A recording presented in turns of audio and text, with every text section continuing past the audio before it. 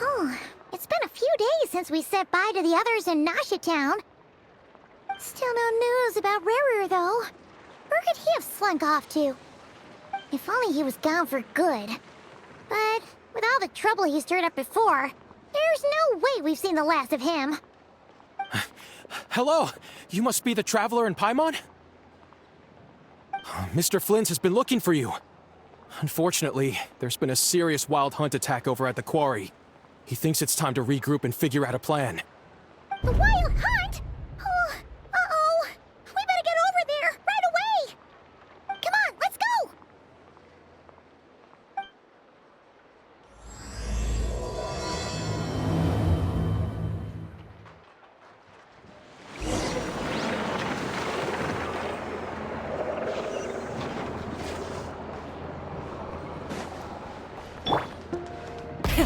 Rev the engines!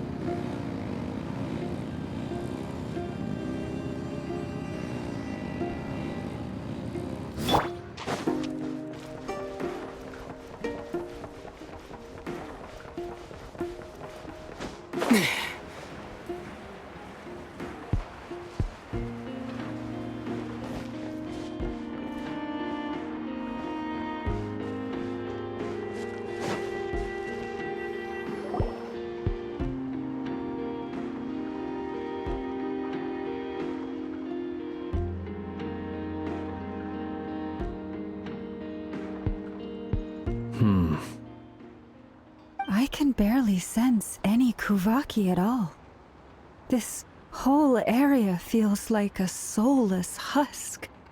Looks like his appetite truly is insatiable. As if the power of that energy cannon wasn't enough. He's not seriously still getting stronger? What's his endgame here? Ah, everyone's here already. Hey, we made it. So, what's going on? We've all been on high alert since we split up a few days back, expecting Rarir to strike again. But it's like he just vanished into thin air. No one has seen him nor found any trace of his presence. That is, until this morning, when a ratnik found signs of wild hunt activity while out here on patrol. As you can see, the crystalline itself is physically intact, but the Kuvaki it contained is all but completely diminished. And we're sure that Rarir did this. Who else? He's the only one who could pull off a stunt like this. Kuvaki loss has reached critical levels. Reikir of Solnari set to maximum threat level. Warning, unless de-escalation measures are taken soon, he will pose a threat beyond our ability to contain. The consequences could be catastrophic. Traveler, do you remember when we encountered Rarir just after regaining his body? There wasn't a shred of sanity left. Nothing but madness and rage. Yeah, didn't he shout out a bunch of names? Then he started raving about how nothing in this world mattered to him. Oh, Paimon gets chills just thinking about it. Oh, but the thought that he's still out there, lurking somewhere in Not Cry, waiting for his chance to strike? Oh, even chillier. Last time we fought, we were already at a disadvantage. If he has such overwhelming strength, why would he suddenly go into hiding? Yeah, if I were him and I wanted more Kuvaki, I'd just take it by force. No point staying in the shadows. Unless something went wrong. His whole resurrection thing didn't exactly go smoothly. The other thing is, how does someone who's completely lost their mind still have the wherewithal to cover their tracks so perfectly? Beats me. According to certain medical studies, insanity does not always entail a complete loss of rationality. It may be that he is simply living in a world of his own. That actually sounds about right. He was ranting away to himself the whole time, like he had zero interest in talking to us. There are many unanswered questions here. He could be right under our noses, and we'd still be in the dark. Besides his name and title, we know little about him. Certainly nothing about his past, or what he might be hoping to achieve. Exactly. And we wouldn't even know where to begin looking. Even Boss hadn't heard of the Rahir of Solnari before all this. I'd be willing to bet that even if we gathered together every scrap of intel in Nodcry, we still wouldn't find more than, like, 3 useful facts about him. So, if we do nothing, he'll just keep getting stronger. But if we want to investigate him, we have no idea where to look. Last time we had Marionette and her big robo-buddy to help us, and we still barely held our ground. If we had to face him alone... Oh, Paimon's head hurts just thinking about it. What are we supposed to do against a threat this big? Well, I do have a little hunch about his next move. Given that he attacked the quarry, I'd say it's likely he'll target other places rich in Kuvaki. Somewhere like the Eye of Krati, or the Pillar of Embla. One thing's for sure. If we just sit back and let him keep absorbing Kuvaki, we really won't stand a chance against him. A perfectly reasonable hypothesis. However, it is worth noting that these 2 locations are quite far apart. To investigate them both, we'll need to split up. I agree, we should split up. Right now, Rarir's goal seems to be gathering Kuvaki, not fighting us directly. Once we're done, let's regroup on Hisi Island. Wait, why Hisi Island? If I recall correctly, your largest goddess statue was carved from Kuvaki-rich ore, was it not? That's right. Yes, it could well be a potential target of his. I should head back and start evacuating the pilgrims.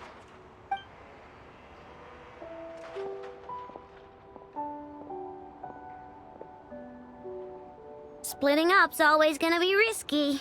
But I guess we don't have much choice, right? We're in a race against time here. And if we do run into Rarir, what then? That's when you follow the 3rd rule of treasure hunting. Run like the wind. Didn't you say the 3rd rule was go with the flow? I don't know. Did I? Anyway, whatever. In this situation, go with the flow means go find backup. Agreed. If anyone finds so much as a trace of Rarir, do not pursue him. Get out of the area and alert the rest of us as soon as possible. We need to put safety first. All right, we'd better get moving. Come on, Anetha, let's go.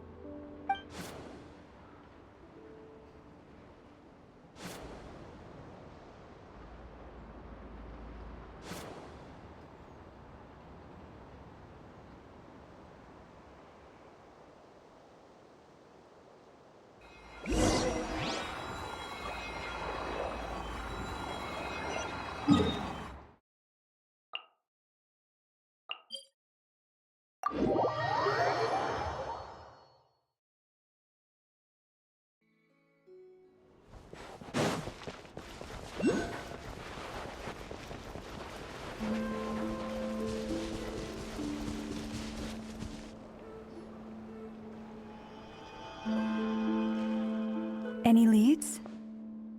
Nope. Diddly squat. No clues to where he might be hiding. It's like he's a ghost. It feels like we're sitting on a powder keg that could go off at any second. Oh, I hate this feeling. I'd rather face him head on than be left hanging like this. So, you guys didn't find anything either? Not loving the word either. How about you, Flintz? I questioned a few Ratniki and eventually narrowed my investigation down to one suspicious individual. But by the time I got to his place, he was already gone. Almost as if he knew someone was on to him. Either that or he's just extremely cautious and doesn't stay in one place for long. He's been biding his time for a while now. The question is, where or what is his next target? No idea. Since regaining his body, he seems to have lost all interest in the fragment in my possession. If he did still want it, He's had plenty of chances to take it.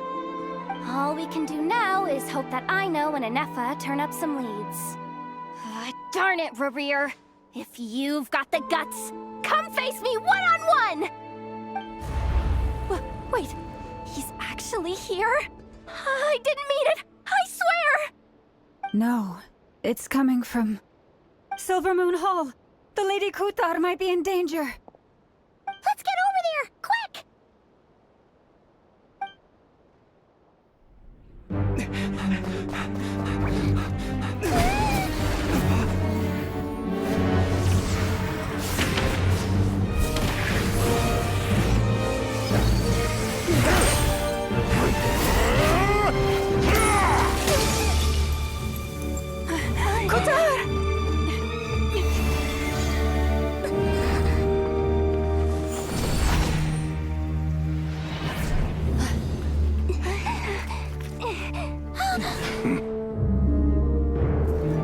Why is he attacking the damselette? What's going on? No time for questions.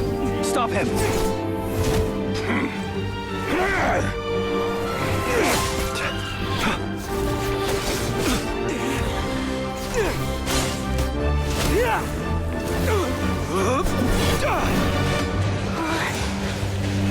This is insane. Yehuda, get Kuthar out of here! On it.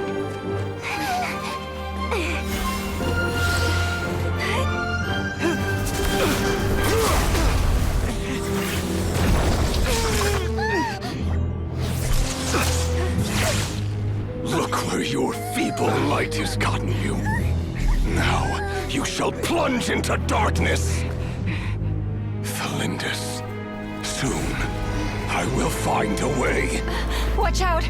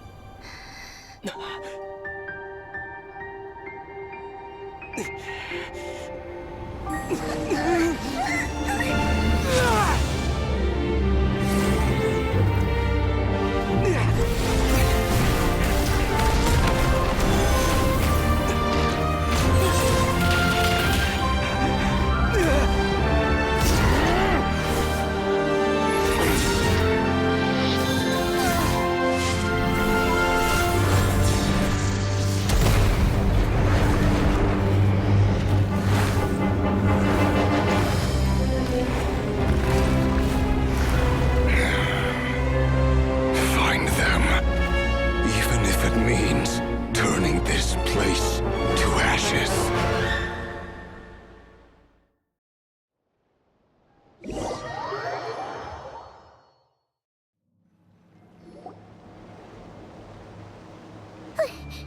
That was too close!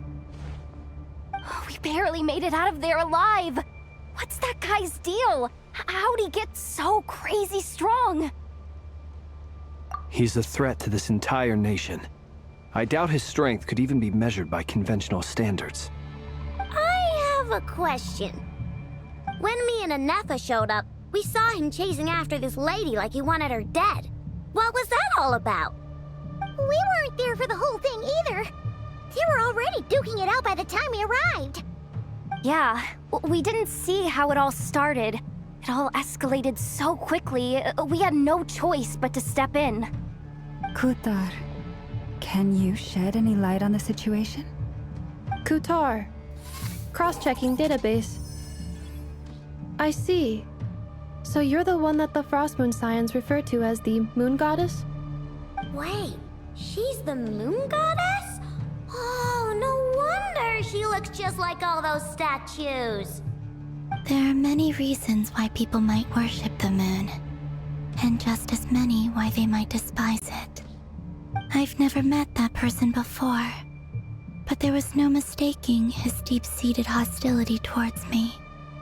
Why he holds me in such contempt, I cannot say. But Since he hunts the power of the moon, it's no surprise that I am a target. Kutar. There are many potential motives. For instance, you help the traveler escape his grasp. This could be his way of taking revenge. It is also possible that he covets the Kuvaki inside you and seeks to take it for his own. The list goes on. But right now, devising a counter-strategy should be our #1 priority. The likelihood of this location being discovered is close to 100%. A counter strategy? But we don't stand a chance against an enemy like this. Surely our only option is to run. He's not gonna chase us to the end of the world, right? So as long as we can sneak out of Nodcry undetected. No, I can't say that. Come on, Yehoda. This is serious stuff. You can't suggest we all just chicken out. Running is our only option. Huh? You seem surprised, but what other choice do we have? We are facing an enemy we cannot possibly defeat in battle. Well, I mean, yeah, but still. It's not too late. I can distract him, so you have plenty of time to make your escape. Wait, what? You're gonna act as bait? Doesn't that make sense? I'm the one he's after. There's no need for you to risk your necks on my behalf. A coyote doesn't stop for bypassers while it's howling at the moon. What is it, Loma? The Frost Moon Scions have already grown accustomed to life without their goddess. My presence here is no longer essential, and this is not my home, so you needn't ask me to stay. We can't just roll over and let him get away with this. That's not our style. Yeah, we can't just call it quits after everything we've been through together. Besides, she'd pretty much saved my life back there. If I just ditched her now, I'd never forgive myself. We can't overlook that you have saved our lives multiple times now. To talk of returning the favor would be a little crass for my liking. But suffice to say that we are friends, and friends look out for one another. River's true objective remains unclear. Even if we were to sacrifice Miss Kutar, there's no guarantee he would stop. But Kutar, I know why you left the Frost Moon Scions so long ago. It was because people started treating prayer as a form of trade. They would make self-centered wishes, force you to accept meaningless offerings in return, and then expect you to perform miracles for them, as if that were their entitlement. If it were me, I might have walked away too. But I believe that time can change everything, and that sometimes it takes losing something precious to appreciate its true worth. After much reflection, I've realized that this was never about whether the Frost Moon Scions need you. Any relationship based on need is purely transactional. What I truly hope is that you'll choose to stay, not out of obligation, but as part of our family. You were born here, and now you've returned. Who knows? Perhaps it was the moonlight that guided you home. thank you, Lauma. But my power is on the wane. I'm afraid I will be of little use to you now. Very well then. I'll do as you say. Both times you saved us, we were transported across great distances in an instant. Is that one of your powers as the moon goddess? It is, but I find it very draining. I barely managed to pull it off just now, and it will be some time before I'm strong enough to do so again. Rejected by the world, my power is dwindling. Like a lake cut off from its source, slowly shrinking away. Now, it has almost run dry. What do you mean, rejected by the world? The three moons belonged to the ancient bygone era in which they came into being. From the moment I was born, the world itself has been steadily sapping away at my strength. The three moons are not one and the same. As the goddess of the frost moon, I cannot wield the powers of the other two. Yet moonlight has a way of blending together. Each can reflect the other's glow. So when our fingers touched, I was able to restore my strength by drawing Kuvaki from the eternal moon's marrow. But this method of recovery is painfully slow. If only we could find the... It's the Wild Hunt! Even faster than we expected. We'll have to finish this conversation later. See how those wild hunt creatures are running away from us. They're likely just a scouting party, which means Rerir won't be far behind. Then what are we waiting for? Let's get the heck out of here!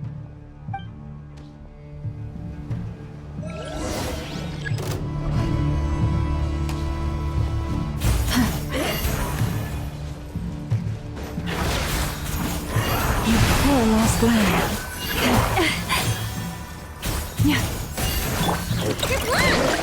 Lash attack! Insulation chamber deployed. Oh, they just keep coming! This is driving me nuts! Rerir's closing in on us. We need to pick up the pace. There's too many of them! And this time, we can't fall back on Kazar's house to escape. This goes on much longer.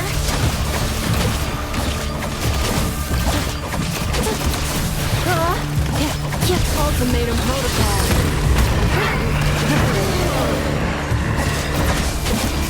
Accelerating. Good luck! Lash attack! Close your eyes.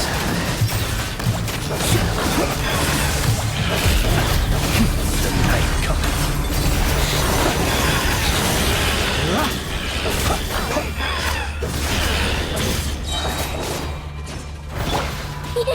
Go Claw! Leave this place. With one heart, we pray. Insulation chamber deployed.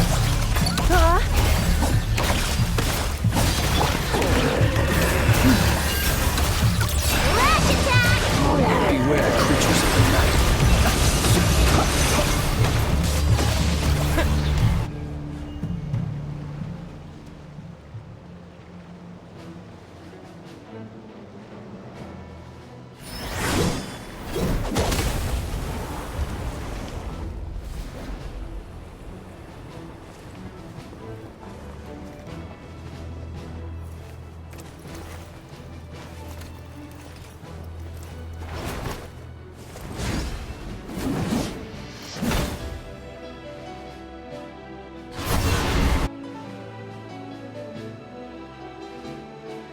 What's the matter? Bit off more than you could chew?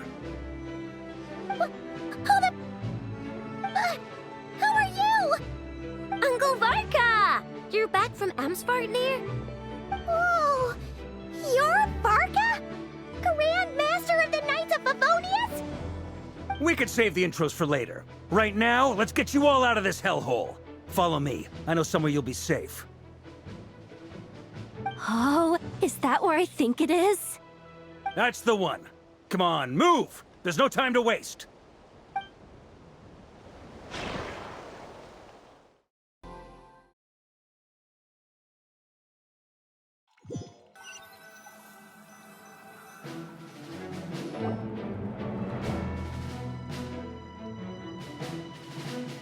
Wow! Where are we? This is so well hidden. Well, that goes without saying. This is the Knights of Favonius' meeting place in Nodcry, and a contact hub for the Northern Intelligence Network. AKA, the black market of intel. No matter what faction you're with, it's the place to buy and sell information. Their headquarters are in Nodcry, but they've got contacts in every nation. As an expeditionary force on foreign soil, working with them has offered us the most effective way of getting our hands on reliable local intel. This is where we meet, so naturally, it's secure. Anyway, where were we? Folks from Nodcry should be pretty familiar with me by now, but I believe this is the first time we've met. Allow me to introduce myself. I am Varka, Knight of Boreas, and Grand Master of the Knights of Favonius. We've heard all about you. This meeting's been a long time coming. You look way younger than Paimon expected, but you definitely have that Grand Master vibe. Well, I'm no spring chicken. Just not showing my age yet. Definitely feeling some of that back pain today, though. Rushed back from Amsfartnir without a wink of sleep, only to get right into another fight with that freshly revived maniac. Another? You mean you fought him before? Yep. He wasn't nearly as strong back then, but he was still a formidable foe. I brought some of the knights along to give him a little surprise, but he saw us coming from a mile off. My squad took heavy injuries, and I barely made it out alive myself. We knew it might have been our last chance, so we staked everything on it. But still, it wasn't enough to stop him. I tried tracking him down afterwards, but he didn't leave a trace. Even in his unhinged mental state, he's as cautious as any trained operative. So, I decided to come find you. And as luck would have it, turned up to find you being ambushed by the Wild Hunt. The rest, you already know. Is that why he's been frantically absorbing Kuvaki these past few days? Because he sees you as a threat? Maybe I'm part of the equation, but even if I weren't, I'm sure he'd still be gathering power. He's clearly working up towards something. Note to self, Uncle Varka's strength rating officially upgraded. Guess it's my turn to ask questions now. So, what exactly has been happening in Nodcry? Why has the Wild Hunt returned in humanoid form? And why is it after you? That's a long story, but I'll try to make it quick.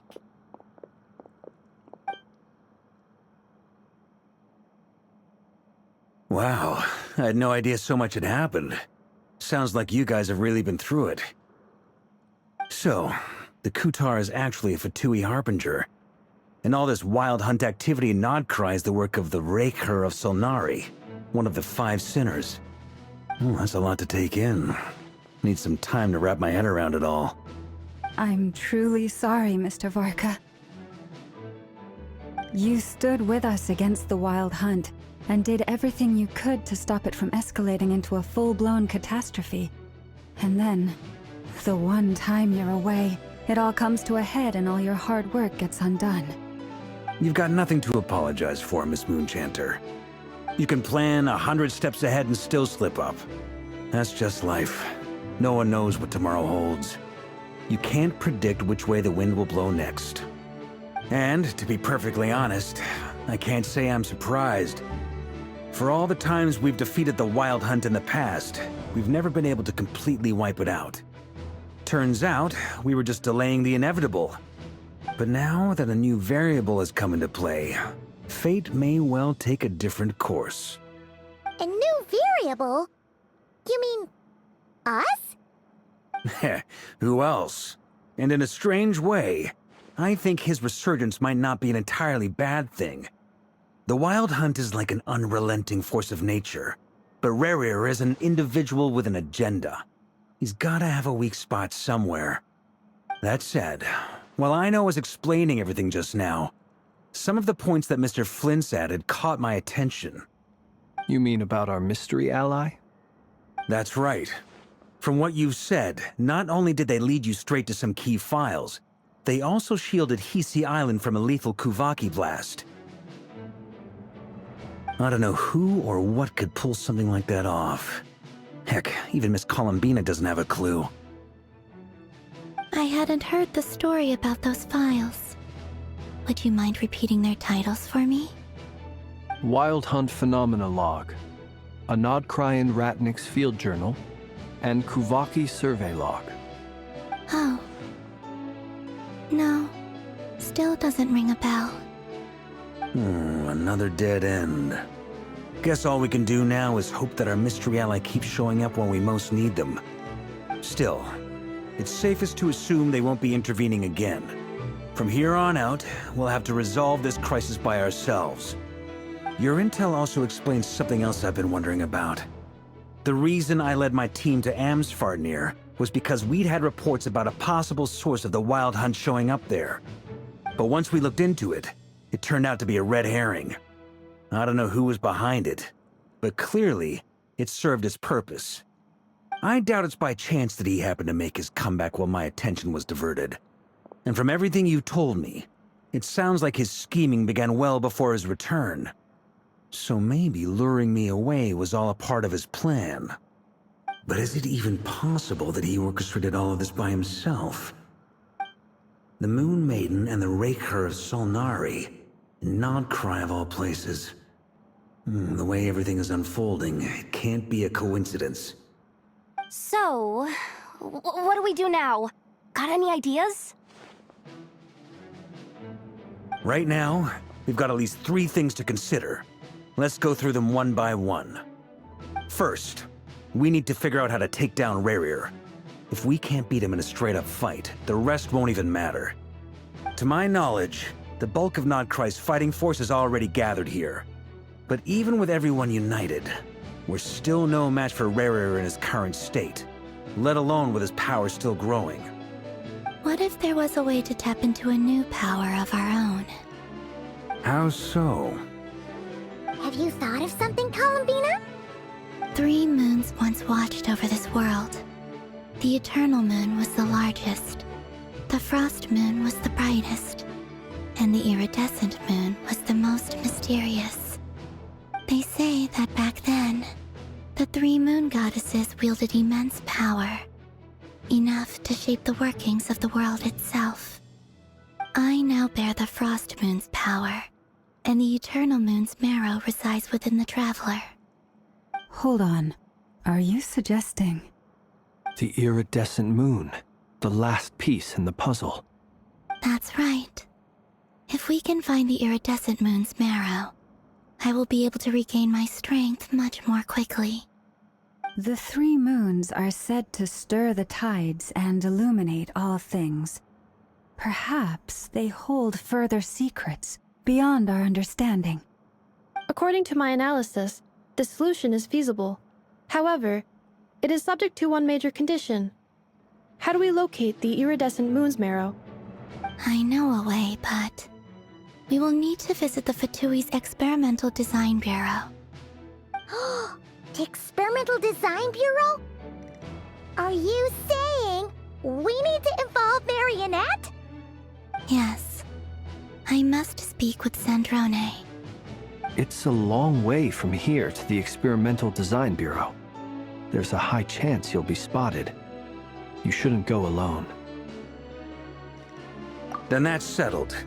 Next up, our second priority. Somehow, we need to figure out Rerir's end goal. As you saw for yourselves, when he was still in his Wild Hunt form, everything he did was for the sake of recovering his body and resurrecting himself.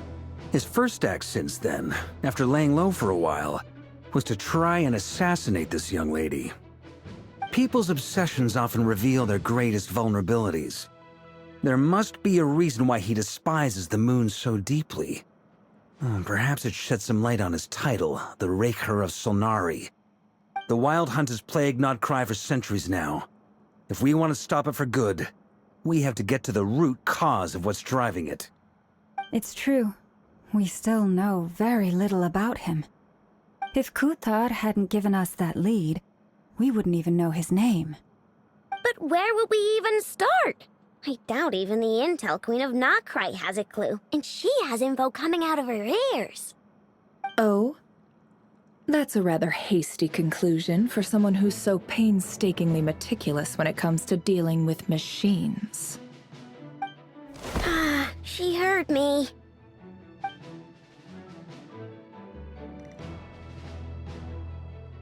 Boss! What are you doing here? I'm now asking myself the same question. I received a letter from a humble knight of Favonius, requesting a meeting to discuss a major business deal. But it looks like this humble knight had something else in mind. Details, details. Miss Neffer, the important thing is that you've arrived at the perfect time. Since his failed ambush, I've been racking my brains trying to come up with a plan to fight Rerir. Given the severity of the situation, I think it's fair to say that our only chance lies in uniting as one. And I'm talking all the factions in Notcry. We can't do this without the Curatorium, but I knew it'd be a tough job to win you over. So, I took the liberty of reaching out for a little chat. Wait a sec. How did you even hear about this place, Neffer? Didn't you say this is meant to be the Knights of Favonius' meeting spot? And a contact hub for the Northern Intelligence Network? And isn't it supposed to be super hidden? You really think he could have gotten settled in Nodcry without my help? Besides, I'm the one running this gig. Of course I know where the meeting place is. Allow me to introduce the current head of the Northern Intelligence Network. If it's intel you're after, she's your woman. Pretty much seen and heard it all. Please spare me the flattery. Let's cut to the chase. Seems like you've run into some trouble, huh?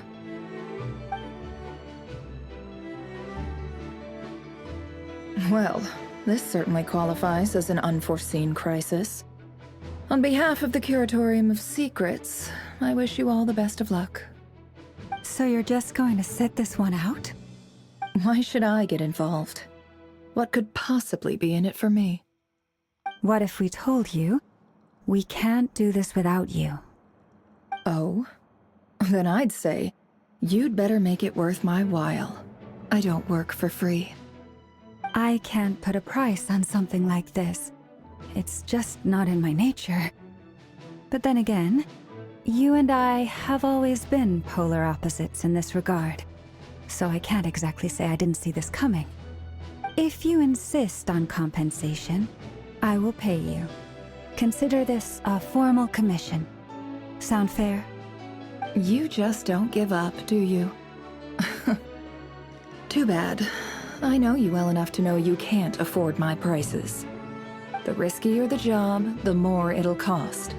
And a Moonchanter's stipend isn't exactly generous. Unless you're planning to start passing the donation box around among the faithful. Boss, just a thought. If they come up short, maybe you can take the difference out of my next few paychecks. Things got really dangerous during the fight with Rerir. If this girl hadn't saved me, I'd be ley line fodder by now. I'd be gone for good, boss. If there's any way we can make this work, I'd really like to help her. Please, I'm begging you. This is why I'm always telling you never accept favors. They are the hardest debts to repay. You have to be careful who you get involved with, or you invite all kinds of misfortune. Very well, Yehoda, I will help. But just this once. Don't count on this happening again. Flins, that fragment that Rerir was after, do you still have it on you? Of course. Let me borrow it. I need it to follow up on some leads. Wait, you actually have some leads? Shh. This is top secret information. I get it. We all have things we'd rather keep to ourselves. Plus, I know we can count on you, so we'll leave the intel gathering in your hands. And that brings me to the third and final item. We need to find a way to distract him. We need time to make our move, so someone will have to stall him. I'm in for this part, no matter what. Anyone coming with? Count me in too. Come off it, you two. Quit playing heroes. I'm way ahead of you here. And Nefa did a scan of the Moon Goddess's Kuvaki signature, and we're gonna use it to make some decoys over at the Kramkake craft shop. Anyone who's in, follow me. Once they're ready, we'll deploy the decoys across Nogcry. So as long as the rest of you keep moving, he won't catch on to your scent and won't be able to track you down.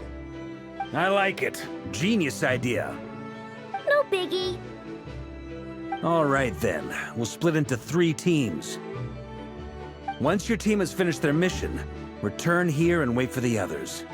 Dismissed!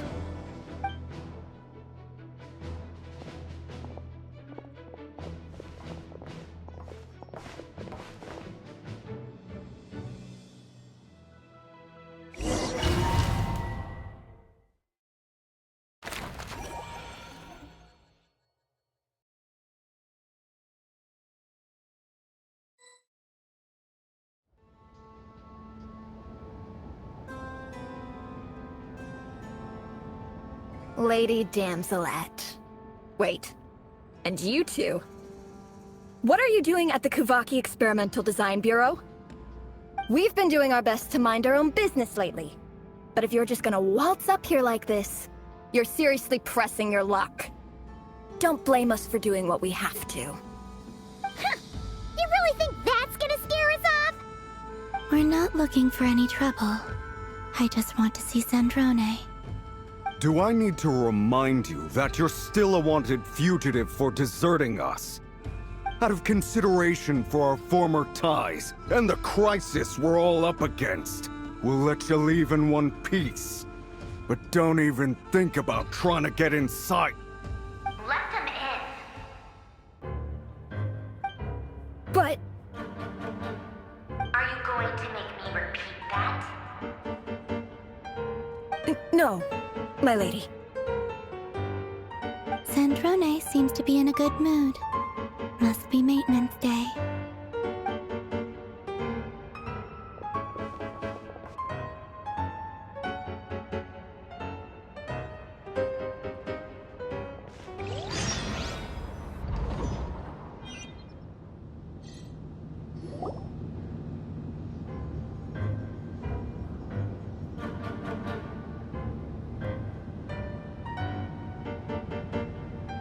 So tell me, to what do I owe the honor this time? Actually, before you answer that, just so we're clear, we're not colleagues anymore, Columbina. I don't owe you anything. I promise it's nothing big. It seems like you've gotten the wrong idea here. The only reason I let you in was because I was bored. It seemed like a way to kill some time and satisfy my own curiosity. Whatever miscalculations I may or may not have made in the past, I haven't lost the plot enough to even consider sticking my neck out for your sakes. I'd like to speak with Arlecchino. What? Huh? You mean the knave? I'd like to speak with Arlecchino. Is she in Nodcry? No, she's not. Once the work on this facility was completed, she went back with the rooster and Regrator. The only ones in Nodcry are me and... What is it you need to speak to her about anyway? Rerir is hunting me. If I'm going to face him, I must first retrieve the lost moon.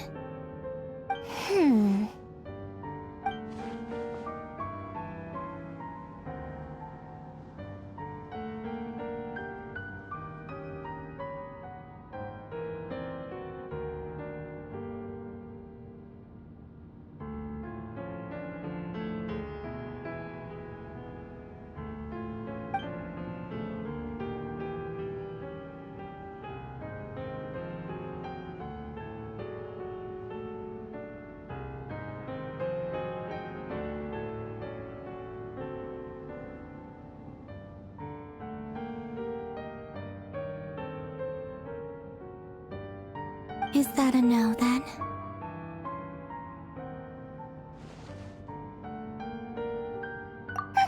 As if I need reminding.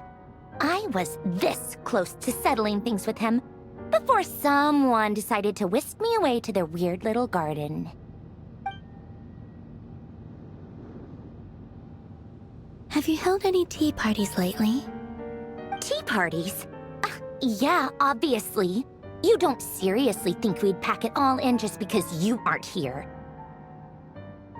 If anything, they've been more eventful than ever. Just me, Arlecchino, and a bunch of insolent, insensitive guests. who won't stop asking where you've gone.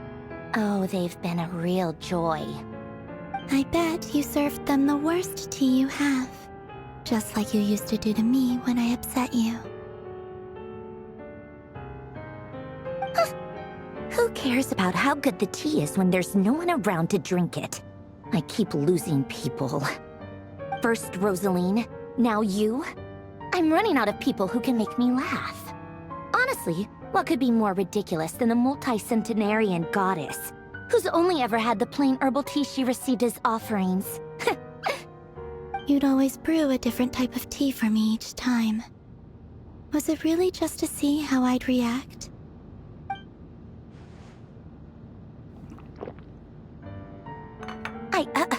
Well, duh. Why else? Watching you squirm was practically my only form of entertainment.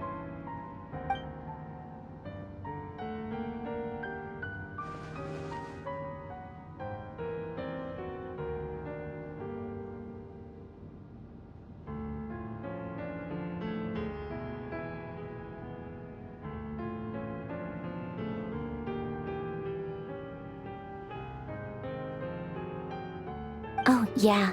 And Capitano sometimes used to bring Tartaglia around, too. But I guess we won't be seeing him again. Well, I guess we are overdue for a get-together. Polonia! Have Febronia pass a message to Arlecchino for me. It's time for tea. Will suffice. Pass along a message for me, too, if you would. My body cannot contain the marrow of 2 moons, so I'll be leaving one of them in her care. Excuse me? Who said you were on the guest list? If my tea meant that much to you, maybe quitting the Fatui wasn't your brightest move. Back when you were under the Tsaritsa's protection, no one would have dared come at you so openly. But that protection didn't come for free. In fact, I paid dearly for it. At the end of the day, it was just another transaction. I just got tired, that's all. I never wanted any part in their grand ambitions, and I've had enough of being treated like a bottomless supply of power. It brings back memories from the old days, when I was still worshipped as the moon goddess. Centuries on, it may be a different group of people, but I see the same greed in their eyes. I figured you'd leave eventually. You didn't have as much of a reason to stay as I do. The Tsaritsa gave you shelter and protection, but that was it. Nothing more, nothing less. Meanwhile, the Fatui demanded everything from you in return, until it was more than you could bear. I get why you left. And frankly, I have no interest in dragging you back just because the higher-ups told me to. But if you keep hanging around with this riffraff, the next time we cross paths, we might be enemies for real.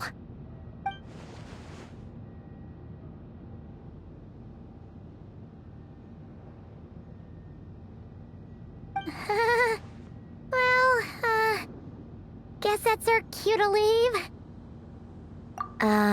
That might be your plan. But it sounds like someone else wants you to stay a little longer. Huh? What do you mean? Listen.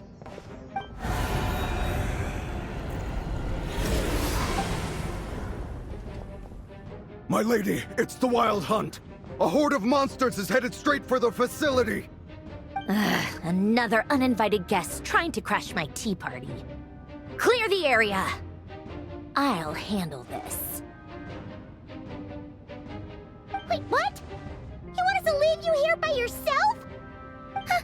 You'll be lucky to make it out of this alive. You really think you can afford to worry about me? Go on, get out of here. You may have stopped Polonia from crushing him last time, but I've made sure that won't happen again. The entire Experimental Design Bureau is rigged for war. Stay and watch if you want, but it'll be at your own risk. You're not flagged as friendlies in the weapons system.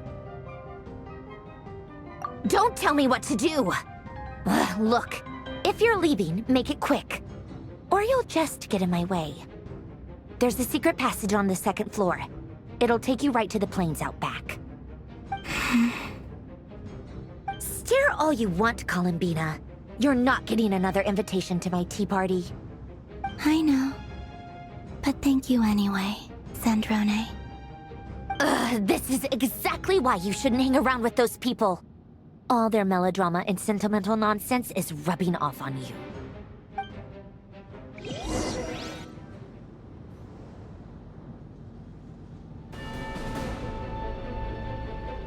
Come on then, Mr. Ray here. Let's pick up where we left off. It's your Wild Hunt monstrosities versus my beautiful creations. Let's see who comes out on top.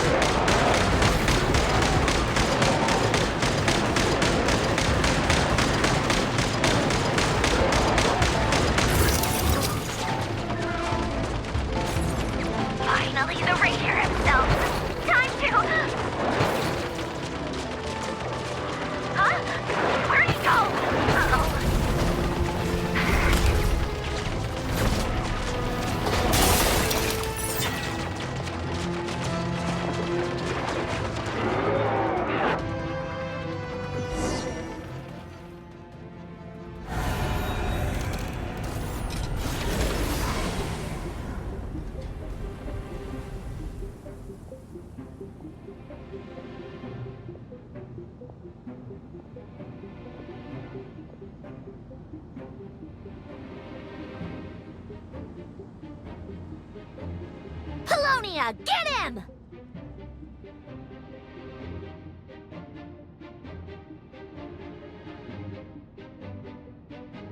I've upgraded Apollonia again since our last encounter, and uploaded every last scrap of your data.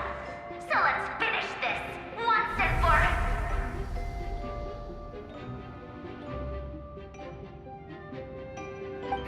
She's not here. Where did she go? Hey! Over here, you big... Curse it. Moon.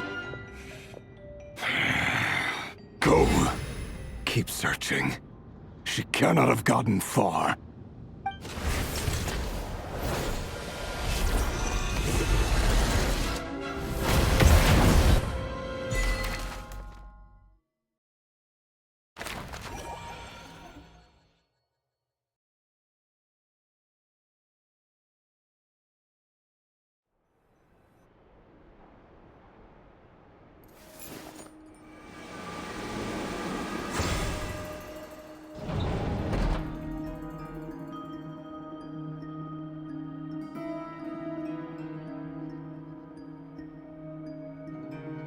So this is your method for investigating Rarir's past?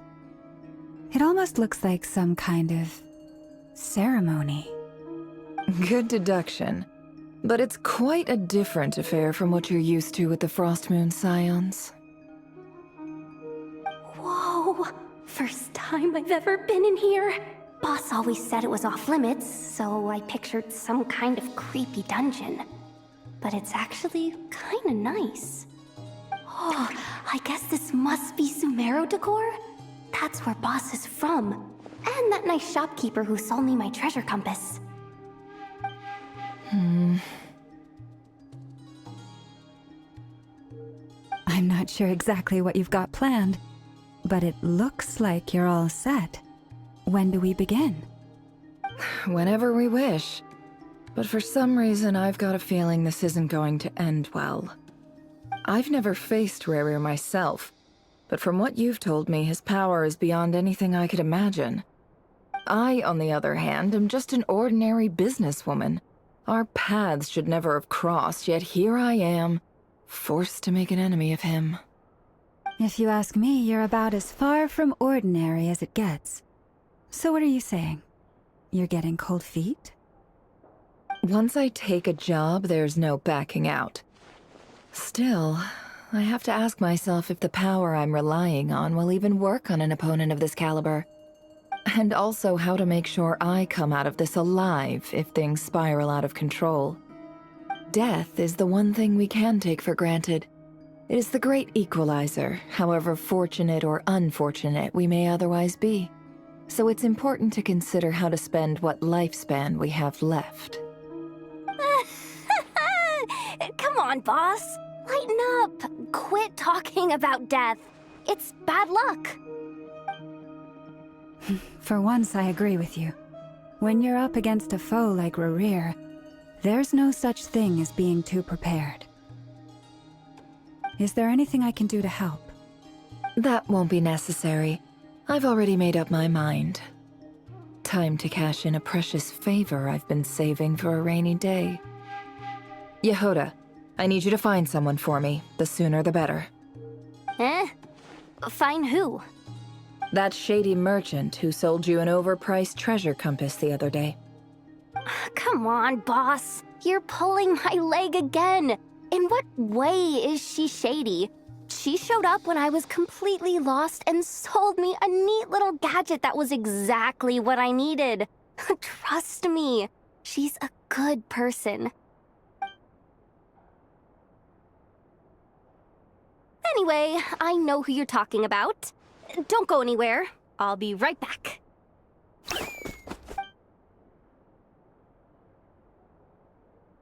Quit grabbing me. I genuinely can't run any further.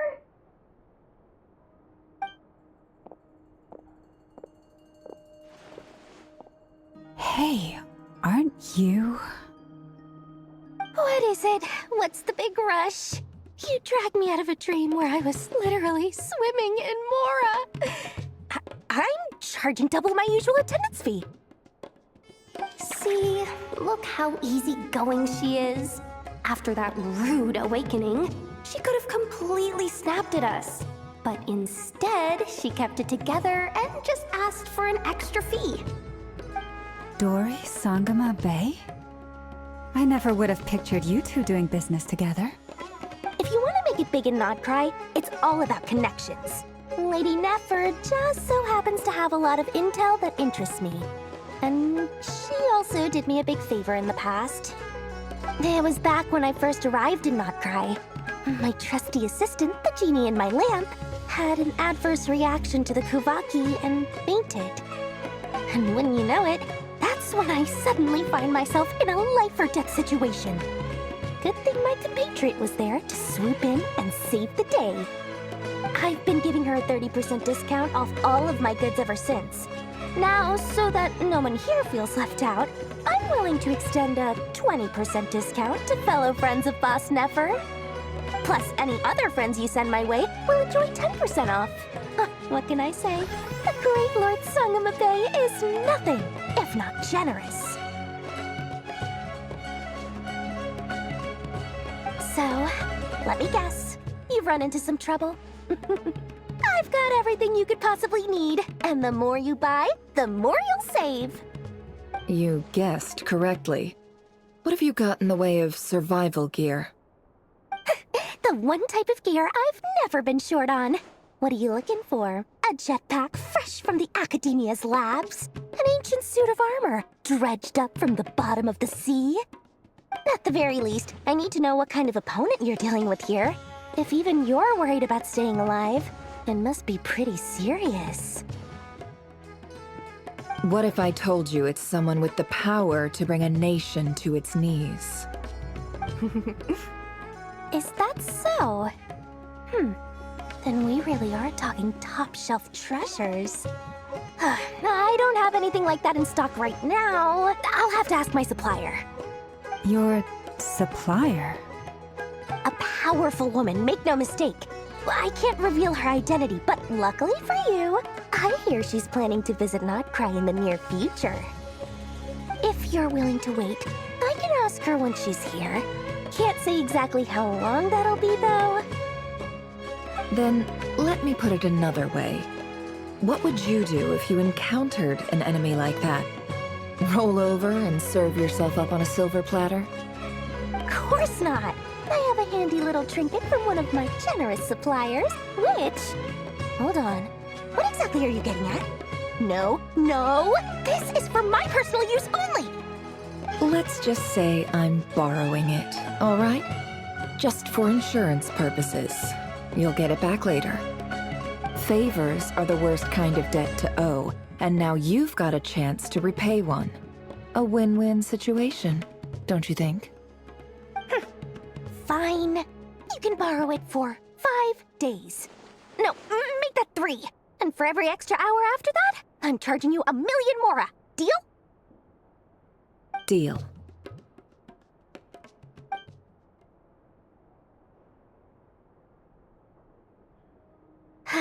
What a way to start the day. Now, was there anything else you wanted? Or can I go back to bed now?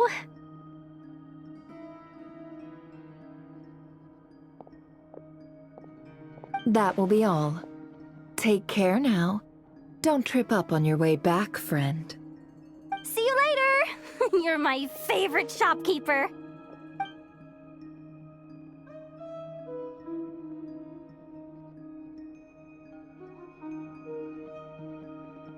Excellent. Everything is well and truly ready. The ceremony can now begin. After initiating the ceremony, your minds will follow me wherever I go. You will see many strange things in your mind's eye. So remember, don't be frightened, and don't make a sound. Now then, let us peer into the Raker of Solnari's past.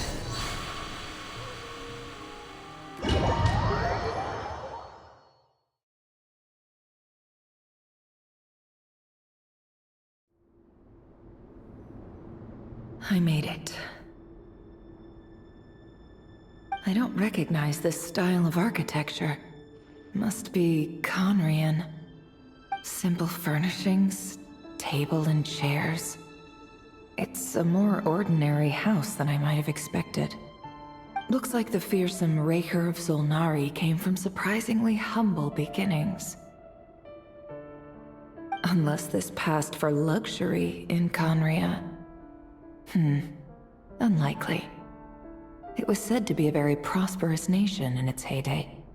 Anyway, I'll keep exploring.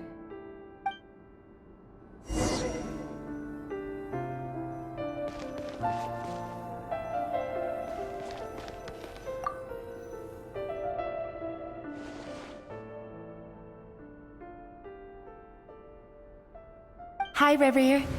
Since you're working extra hours tonight, I thought I'd keep myself busy by checking out that new kebab shop. I've heard good things about their menu. I'll test it out, and if it's as good as everyone's saying, let's go back together sometime. P.S. New stash from the Universitas Magistrorum. I brought some goodies home. A few teacups and a pin rack. Hope you like them. They didn't sign their name, but they must have been close. Sounds like they were living together.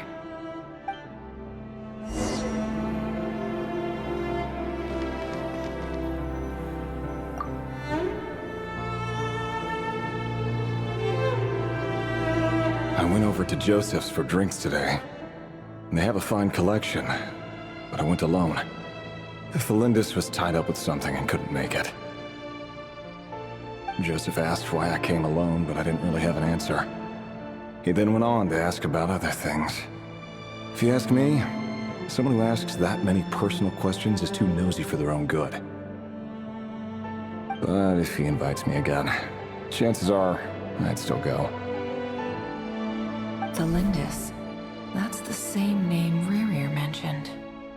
Crane imports keep falling. If things don't pick up, we'll soon be back to meat and mushrooms only. Honestly, I'm not a huge fan of that new type of mushroom everyone's been into lately. Didn't it start out as a lab-grown variety? I heard it's even mildly corrosive. Seriously, why would you even eat something like that? I don't care if it's an impressive feat of alchemy. That just isn't the kind of thing I like to eat. Grain has to be imported, and they're eating a diet of mostly meat and mushrooms. Could it be because Conria is underground, so it doesn't get much sunlight? That would explain why they use so much stone in their buildings. They even use alchemically modified strains for food. Seems like the people of Conria don't have many options when it comes to dining. I've just about saved up enough now. Time to buy it and keep it somewhere safe. Making a big purchase. I wonder what it is.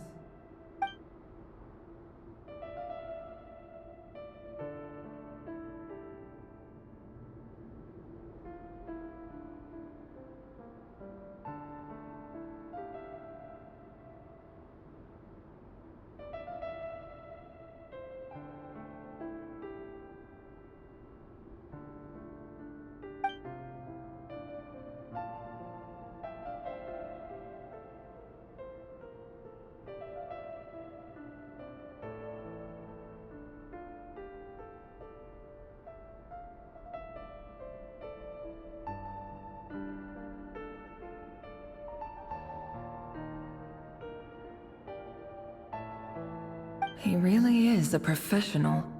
No wonder he's so good at covering his tracks. Despite what he's become, it seems like he's retained certain habits, at least in this regard.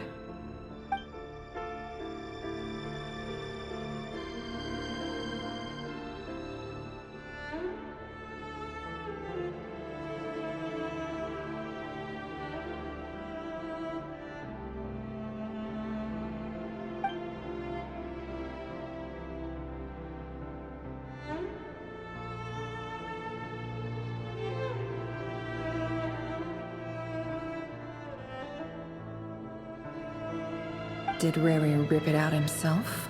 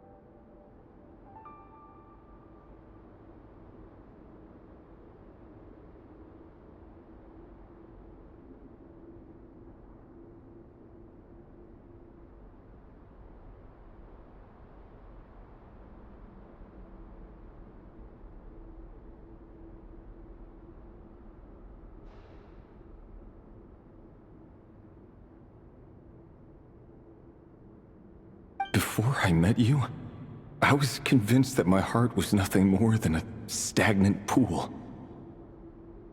The burial place of a fallen moon.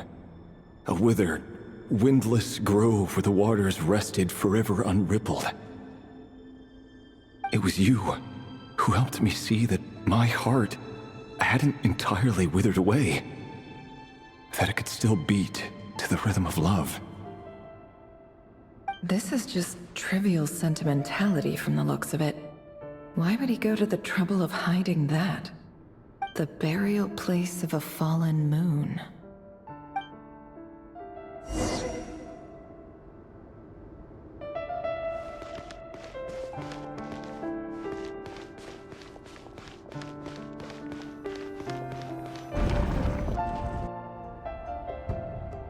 Reverie, over here. Dane! Oh, and, Vedaflin here? What a surprise to see you here, sir. Hello there, Reverie. You need not address me so formally outside of court. He doesn't get that much free time, so I invited him over for a drink. Even the court prophet deserves a break every now and then, right? Well, I'm flattered. So, what are we discussing today? Hey, don't look at me. As far as I see it, we don't need an excuse to have a few drinks. Come on, don't give us that. Didn't you say you were about to pop the big question? How's that coming along? Who'd have thought the great Twilight Sword was an even greater gossip? I just didn't expect you to be the first one to settle down and get married, that's all. Yeah. If you told me that a few years ago, I wouldn't have believed you either. So, are you planning to come clean about your job then? I'm guessing you still haven't told her. Sure, I'll have to tell her at some point. But I'll need to pick the right time and place. To be honest, I have no idea how she'll take it. Come on, stop being such a pessimist. For all you know, she could be thrilled. I bet she'll be much more impressed by your actual job than the one she thinks you're doing now. A member of the King's Guard. Quite the cover story. Does the king himself even know? Of course he does. Anyway, enough about me. How have you been? Me? Same old, same old. Nothing much to... Huh? What's up, Ved? It's nothing. Vedaflin, Dainslift's elder brother. Renowned throughout the court of Conria as the Visionary, and said to possess a wisdom far beyond the reach of any ordinary man. And yet, despite the gulf between us, he seems to have something to say about me. Does he even know me? Does he see me as a friend of his brother, or just another of the Vinster King's blades? Why did he react so strongly? Was it really to do with what we were talking about? Brown, curly hair and brooding blue eyes. So this is what Rerir looked like back in the day. Perfectly normal. No different from anyone else. As frightening as this monster is in the present, there's something even more unsettling about seeing the human he used to be.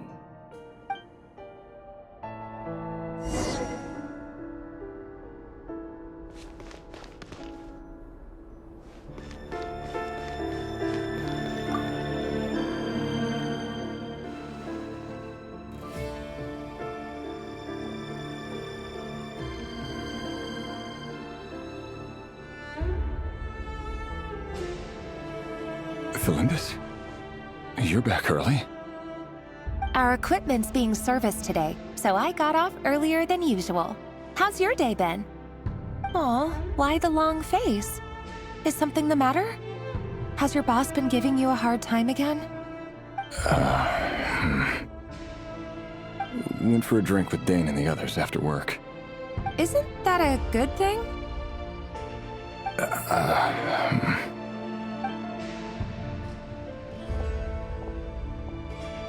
Vedaflin showed up today, too.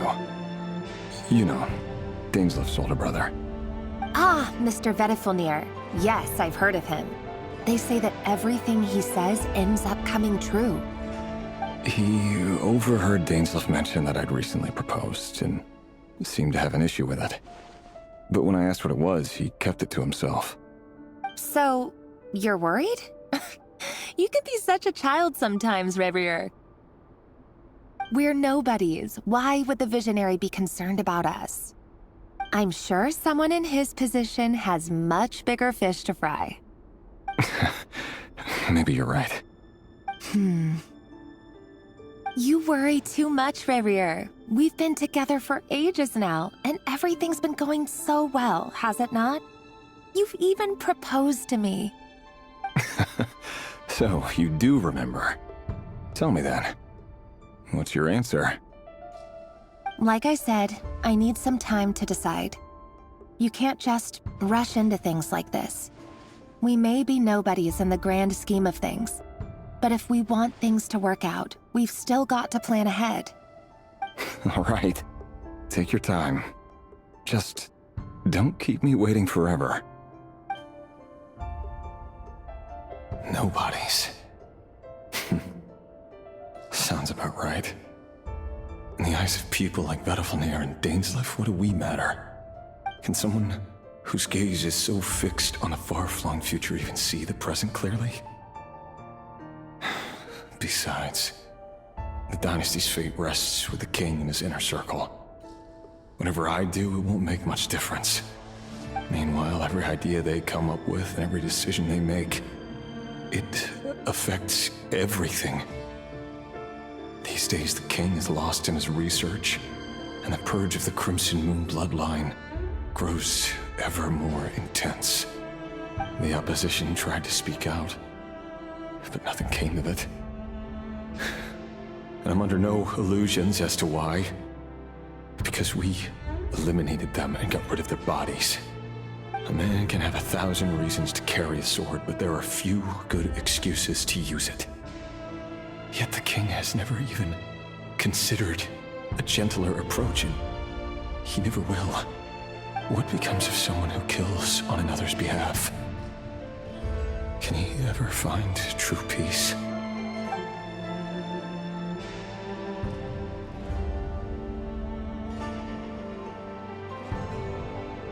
Thelindis,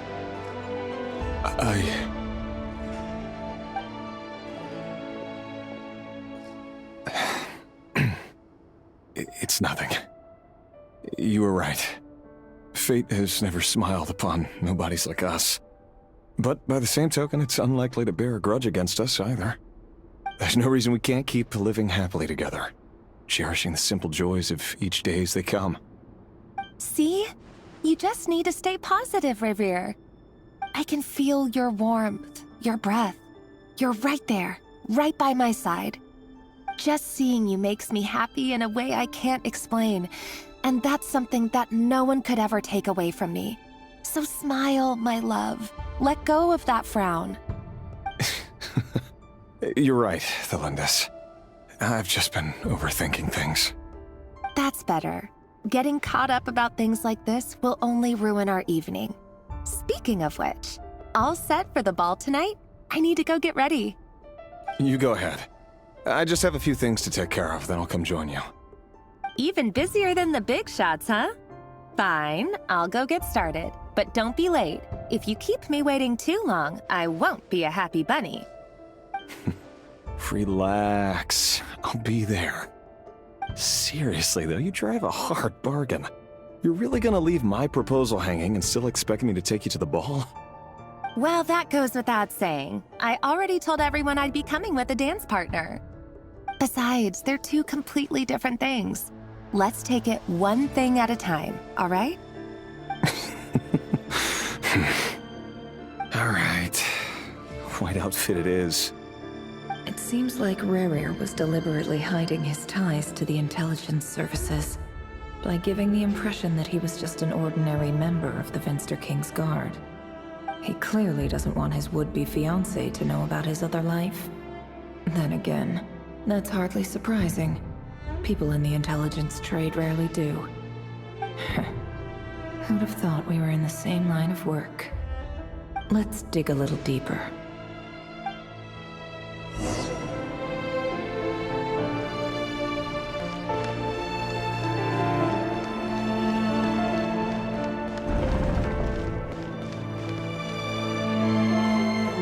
Our last operation was a resounding success, and all thanks to you, Rahier of Solnari. In total, we apprehended 32 dregs of the Crimson Moon, and 67 accomplices. After all these years since the dynasty's fall, so many of them still linger on. Indeed, it cannot be denied. Yet it was destiny that the Crimson Moon should be overcome by the eclipse, and that His Majesty, the all-seeing Vinster King, now guides our nation on the path to prosperity. Conria has no further need for a dead moon. But alas, there will always be those who refuse to see the truth, choosing instead to romanticize the past. That's not entirely true. Much about the Crimson Moon era was worthy of remembrance, and that's exactly why they keep trying to see it restored. Many of its secrets remain unsolved to this day. As it happens, that's precisely the field of study my partner is devoted to. You still haven't told her what you really do for a living. Where would I even start? How do you tell someone that you're one of the king's hand-picked executioners? That your hands are steeped in blood? You didn't choose this life, any more than I did. Orphans like us don't get a say. But I'll sure as heck be the one to pay for it. Speaking of which, we need to be more rigorous in the way we identify direct descendants of the Crimson Moon. Someone, it seems, has strong opinions about my future plans. Most likely my marriage in particular. I have a feeling that we may soon become targets of the Crimson Moon's retribution. Your concerns are not unfounded. They've taken out many of our colleagues these past few years, and for that very reason. These are no helpless lambs we're leading to the slaughter. They're wolves in sheep's clothing. Take care, Rahier of Solnari. I look forward to toasting you at your wedding. Thanks, Thorkel. You look after yourself, too.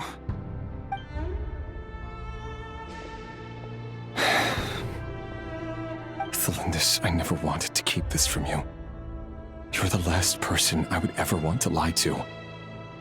But that's exactly why I can't tell you everything. There are things you shouldn't know. Things you cannot know. The moonlit dynasties are a thing of the past. Yet even now, with the sun shining high in the sky, there are those who would call forth a dead moon's ghost. Could that be why Vedalfnir held back? Or was it because of some court secret he's not at liberty to share? I have to get a clear answer from him. No matter what happens, I will protect Thelindis. Rahier seems to be very concerned by Vedalfnir's reaction. Vedalfnir and Dainsleif, the Visionary and Twilight Sword. So that's what they were really like. I've investigated this whole area now. There doesn't seem to be any other memories here. Should I try somewhere else? Wait a second. What's this black smoke?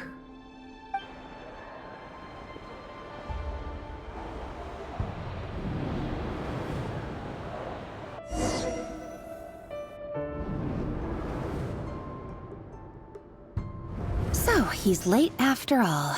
Just you wait, Rahier. You're in for it. Big time.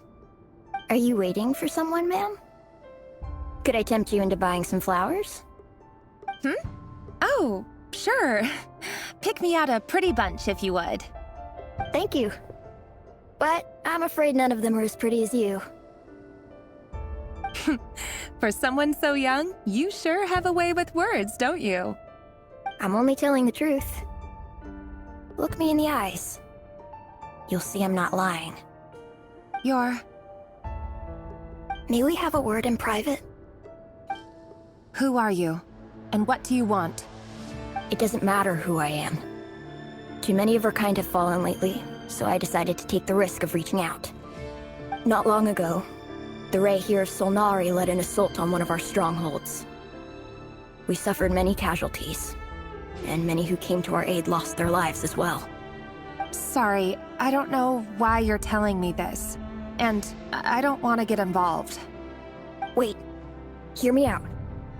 This time we finally got a clear look at his face and learned his true identity. His name is Rarier, and he claims to be one of the King's guards. What did you say?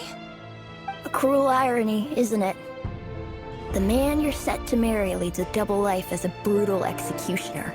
But surely, you must have caught a whiff of the blood on his hands. Why are you telling me all of this now? Simple. It's because... How strange. Rarier was nowhere to be seen in that memory. It clearly belonged to Thelindis. Rarier couldn't possibly know what happened if he wasn't even there. Why would her memories appear in his fragment? The ceremony won't last much longer. I think it's time to call it a day.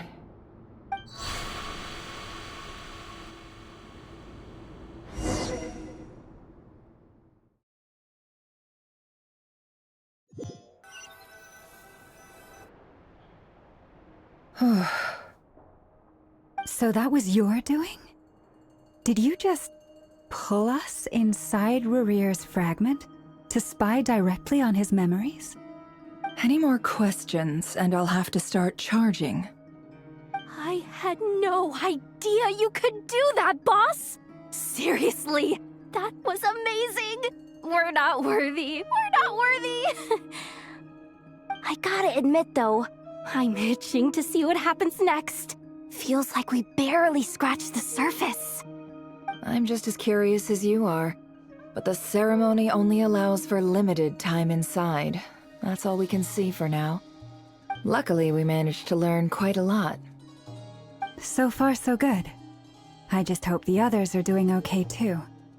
Especially the group with the Traveler.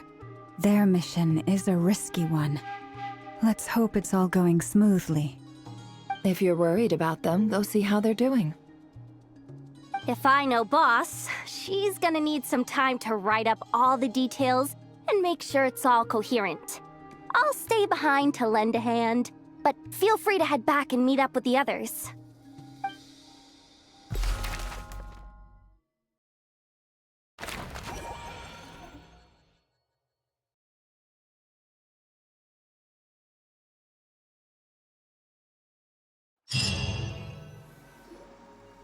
Oh, they've been prowling around for nearly 2 days now. These things just won't quit. Oh, they might not have seen us yet, but them constantly sweeping the area, our way out is completely blocked. Oh, that's never gonna work.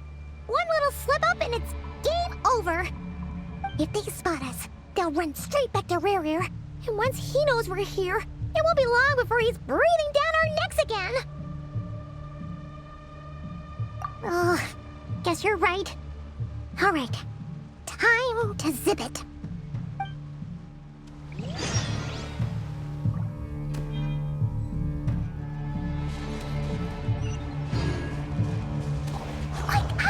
We almost got spotted. Phew, that was a close call.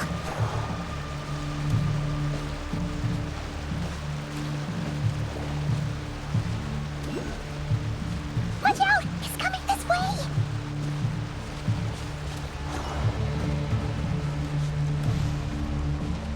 Keep going. We're nearly there. This is the final hurdle.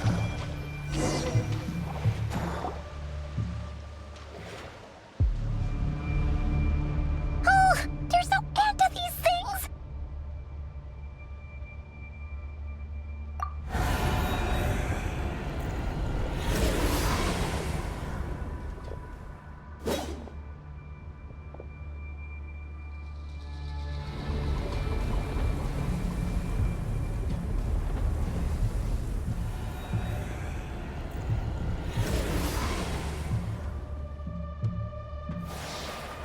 Fire. Fire? Wait, what's that smell?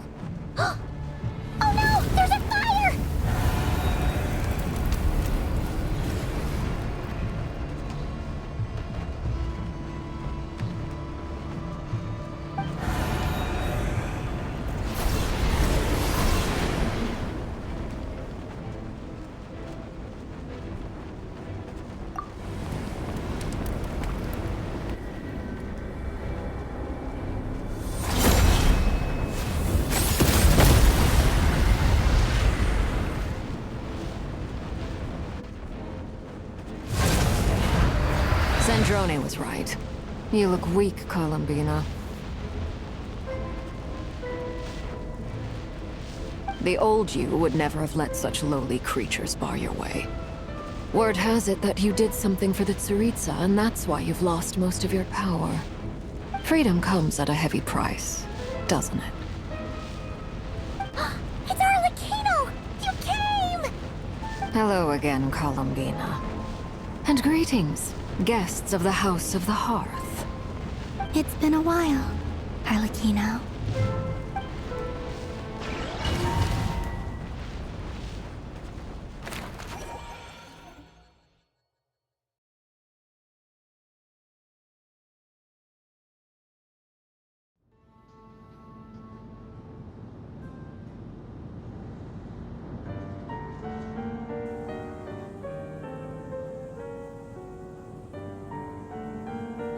Stupid right here of stupid Solnari. Ugh, whatever. I've got all the data I need. Next time we meet, you're finished. He sure doesn't pull his punches. Excuse me, do you need a hand? You can do me a favor by staying out of my way. Can't you see I'm busy? Wait a minute. I recognize that voice. Hello, Miss Sandrone. Father sent us over to help. Huh. How considerate of her. Hey, Fremine, get over here and help me fix this.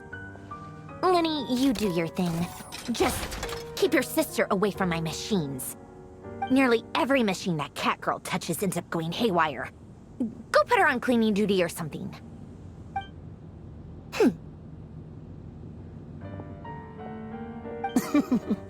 Then let's start downstairs.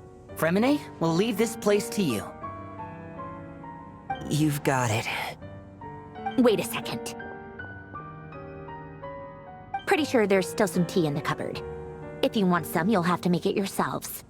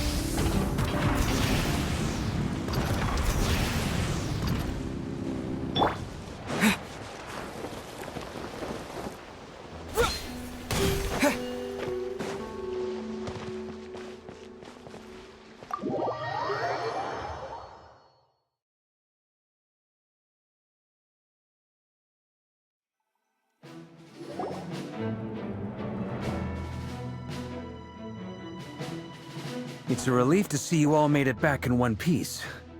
Huh? Feels like there's quite a few people missing. Where's Flint's and the others? And what about Nefer? I returned ahead of them. Flint is helping Aino and Anefa to set up the decoys and buy us some time. As for Miss Nefer... Boss is still wrapping things up on her end. She sent us back to fill you all in on the top secret intel we've been gathering. I see. Then let's get right into it. But first, who do we have here? You brought someone else in to help? Greetings. I was invited here to help as a longtime Tea Party companion of Columbina's. You may call me Arlecchino. Surely it can't be. Those eyes. Oh, where have I seen them before? Wait, of course. In those memories we just saw. The only Arlecchino I know is the fourth of the Fatui Harbingers. So either you share a pretty uncommon name, or you're more than just a Tea Party buddy. You are well informed, Grandmaster. A man from Mondstadt living all the way out here in Nodcry, and yet the people and affairs of Snezhnaya seem to hold a special place in your heart. Oh, the feeling's mutual. Sounds like you know all about who I am, too. A Fatui Harbinger. The atmosphere in here just got really tense. Guess we can't just start trusting Fatui Harbingers, even at a time like this. I must admit, though, I'm a little curious. Seeing as the Moon Goddess no longer belongs to the Fatui, what makes you so willing to put your neck on the line here? Nor does Nodcry belong to Mondstadt, Mr. Varka. Yet still, you're fighting for it all the same. Things don't always have to have a tangible payoff. Sometimes, stopping things from spiraling out of control is a higher priority than chasing the spoils of victory. Of course, I can't say there's nothing in it for me at all. But that's between Columbina and myself. Forgive me. I don't mean to doubt you. It's just that the Fatui really have been the source of many of our troubles. We have our own way of doing things here in Nodcry. But ever since they arrived, the Fatui have treated us with nothing but hostility. I know there's been a lot of bad blood between us in the past. I've done my utmost to avoid friction whenever I could. But sometimes fundamental conflicts of interest simply can't be settled amicably. That's why I'm here solely in a personal capacity. This has nothing to do with the Fatui. As a gesture of good faith, I'll be frank. I can help Columbina track down the iridescent moon's marrow, which will help her restore more of her power. Anyway, what else is on the agenda? Let's begin. She says she'll be frank, then completely skips over the details. Looks like she doesn't want to give away too many secrets after all. But she clearly wants to change the subject. It'd be awkward if I tried to bring it up again now. I guess we'll just have to go along with it. She's the fourth of the Fatui Harbingers after all. One look and you can tell she's not someone you'd want to mess with.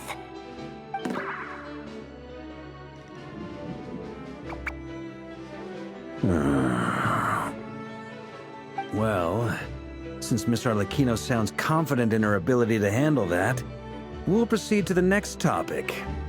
Yehoda, time to share that top-secret intel. Alright, listen up everyone. First, we now know that Rerir was originally a Conrian secret agent whose primary mission was to hunt down and assassinate the so-called Dregs of the Crimson Moon. The Dregs of the Crimson Moon? Mm-hmm.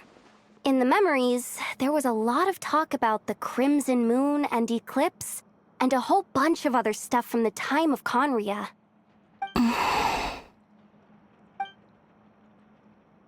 To my knowledge, those were the names of two different Conrian dynasties.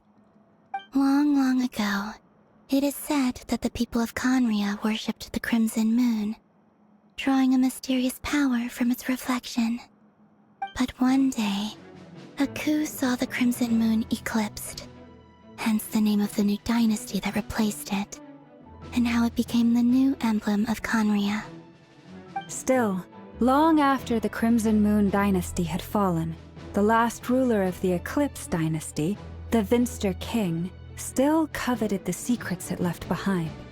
So, he sent the Rayhir of Solnari to secretly hunt down the Crimson Moon's few remaining followers. In those days, Rerir showed no signs of madness. In fact, he was as normal as any other person. Oh, and he had a fiancé, or at least a would-be fiancé, called Tholimbis. What's the matter?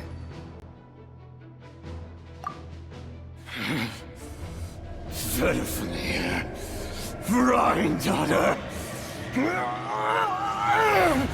Flinders.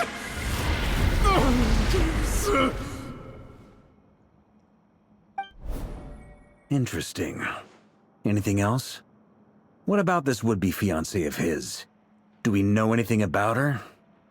Well, she was a researcher at the Universitas Magistrorum, but it felt like she was hiding some kind of secret. Oh, and one more thing. For some reason, Rerear's fragment also contains some of Thelindis' memories, though only a very small portion. Well, no shortage of potential leads, I'll give you that.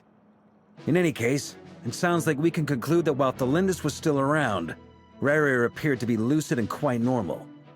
Thelindis, it seems, must have been the one thing in this world that he couldn't let go of.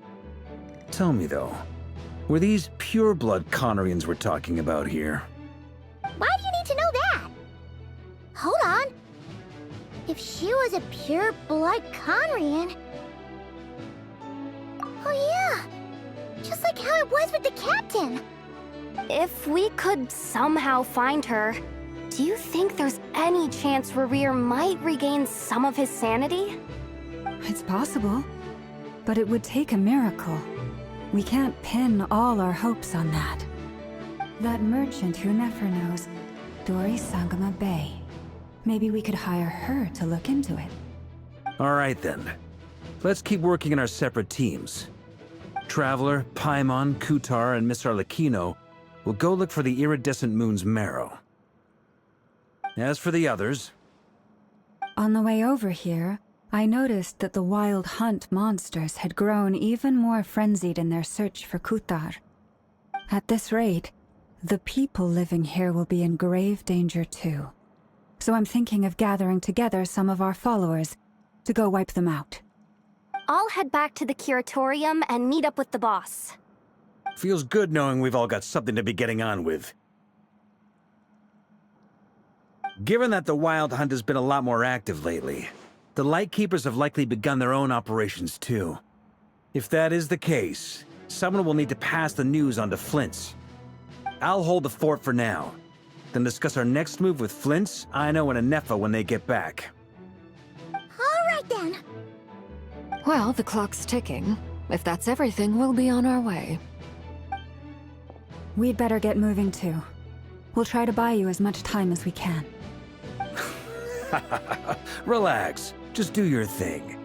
Now, I decided to call in some backup since things are getting so hairy. Our reinforcements should be here any minute now. Stay safe, everyone. Dismissed.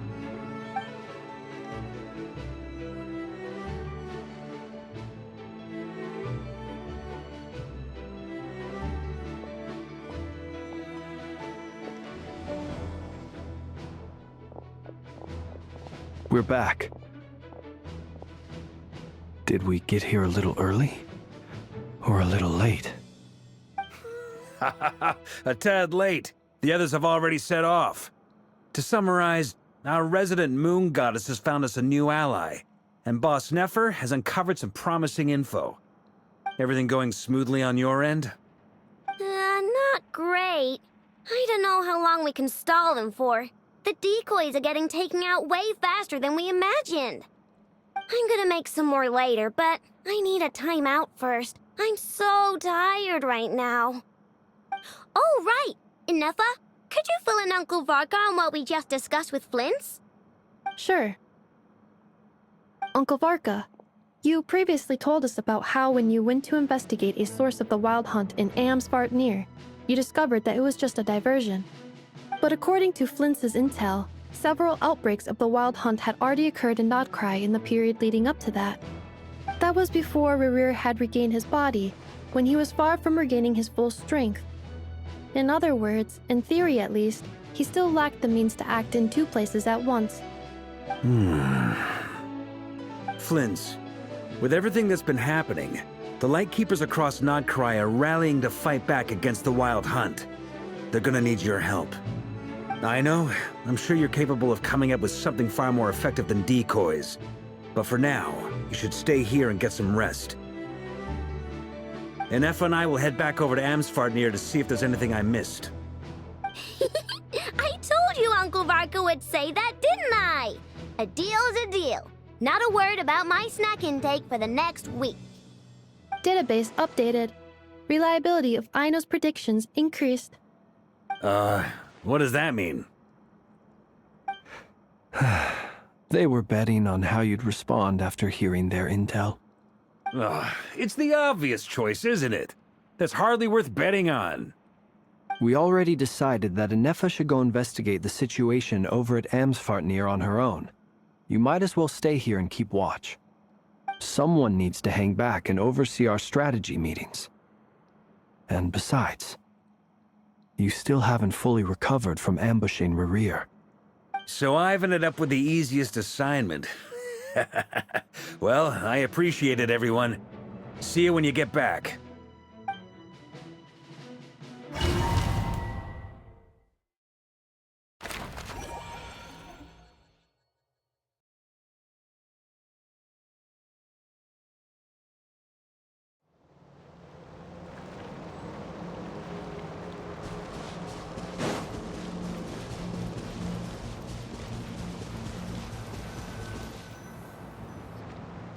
Here, this will serve as a good spot to cross over. Arlecchino, hold up a second.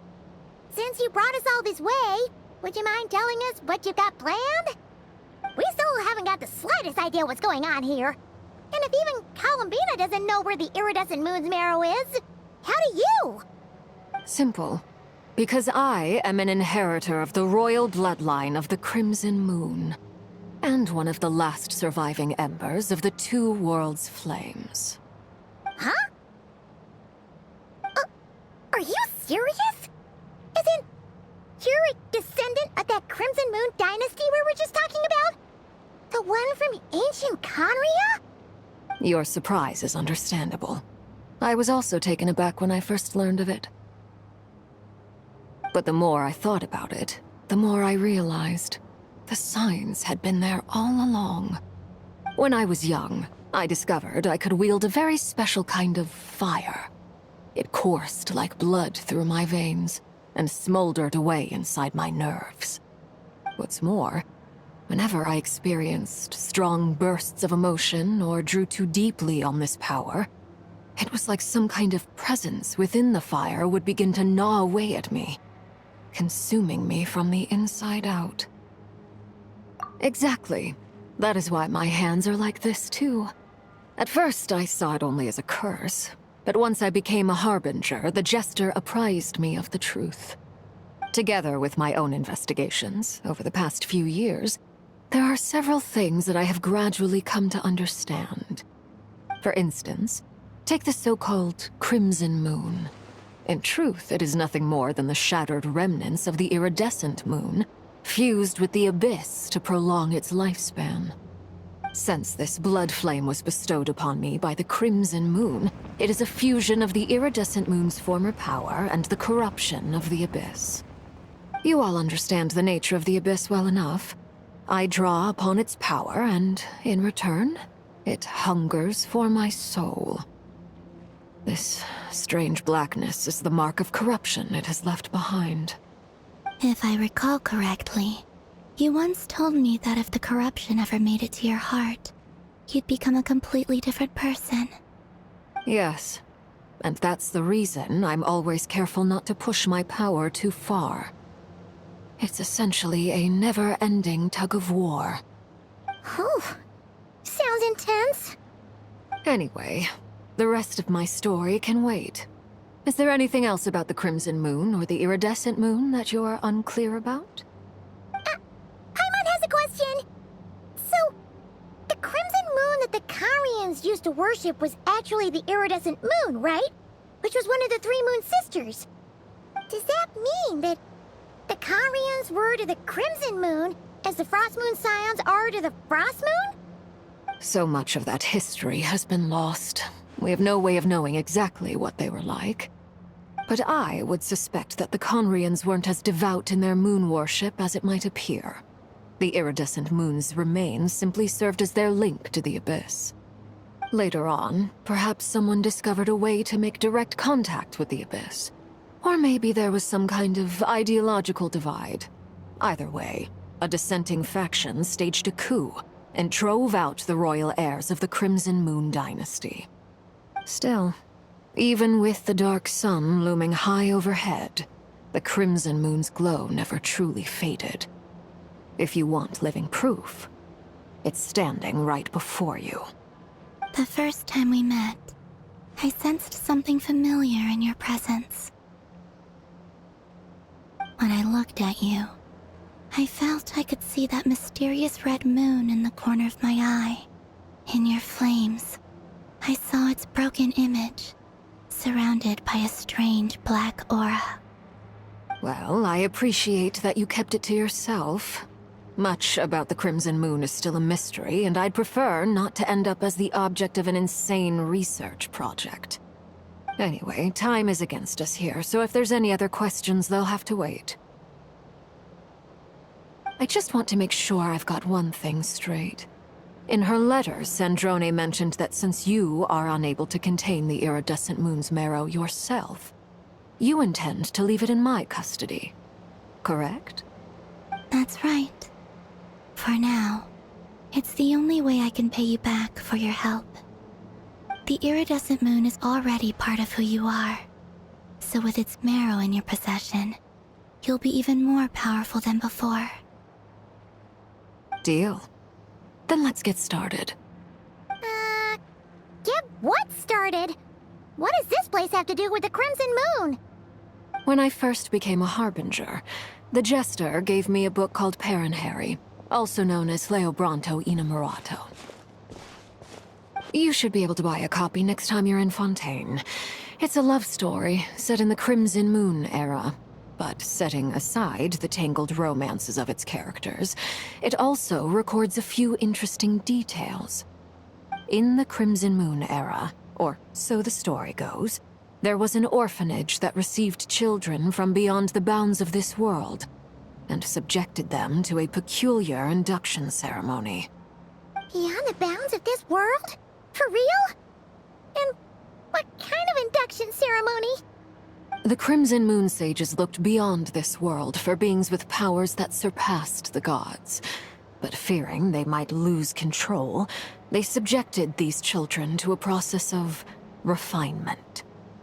They made these children crawl up a fireplace and kept asking them, "Have you died? Did you see it?" Until they finally admitted to having died and seen a crimson moon.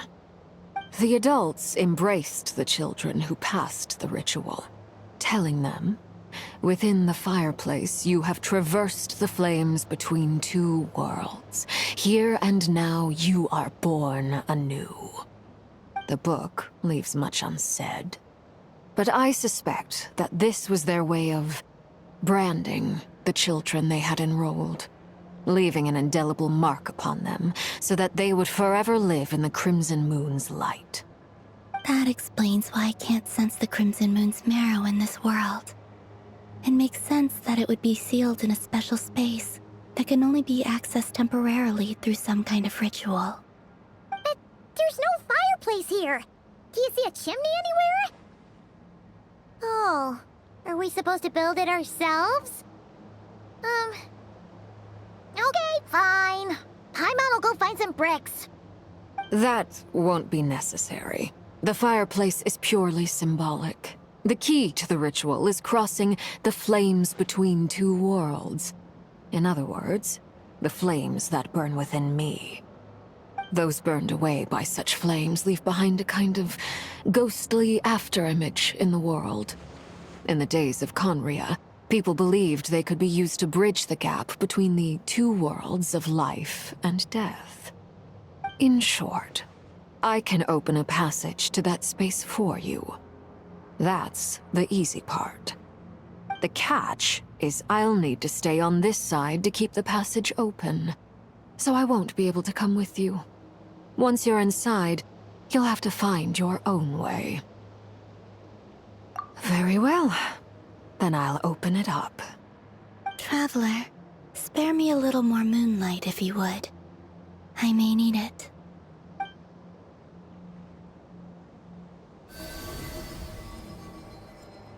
Thank you. I feel like I've recovered some of my strength now. It should be enough to move us across short distances and confront whatever dangers might await.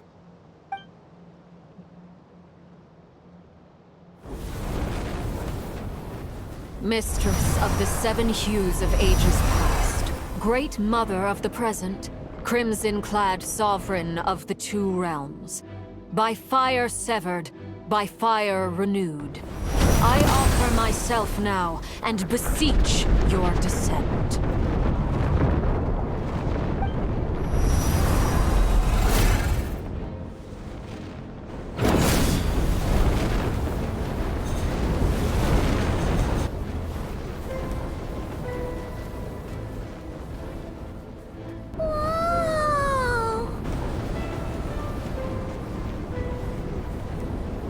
One word of advice as you're crossing over.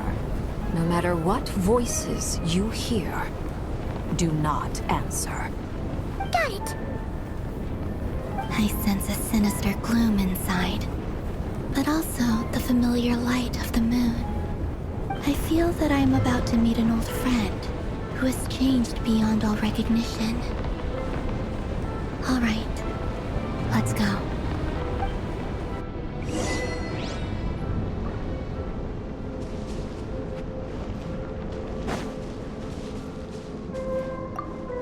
Seismic changes often begin with small windows of opportunity. This could be your window.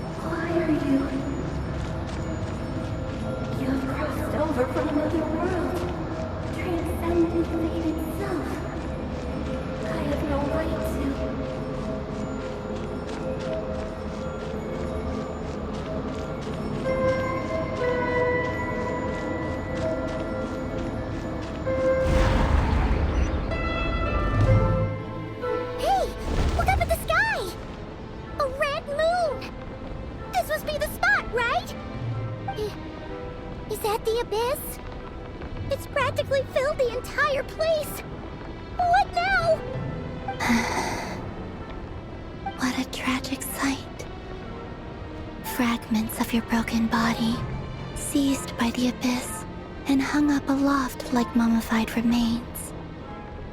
Iridescent moon, was this truly what you wished for?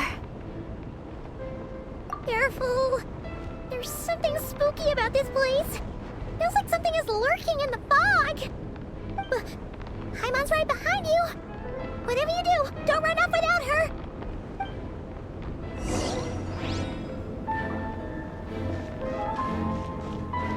By the way, Kalambina, didn't you tell us that the iridescent moon had shattered into pieces? The moon up there looks pretty whole to Paimon. How is that possible?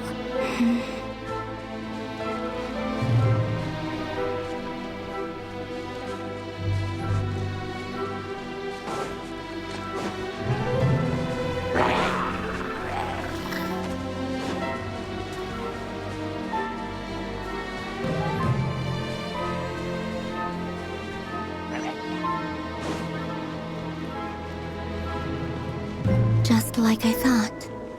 It was only a facade.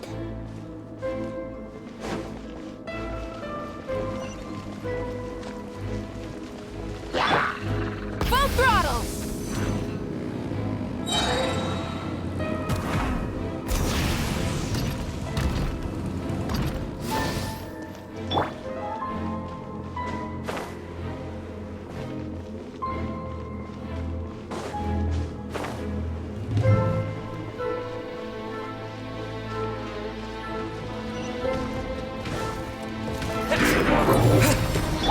Show no mercy!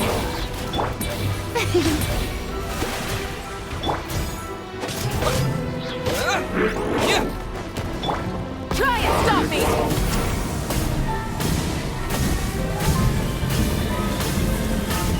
Incinerate! to work!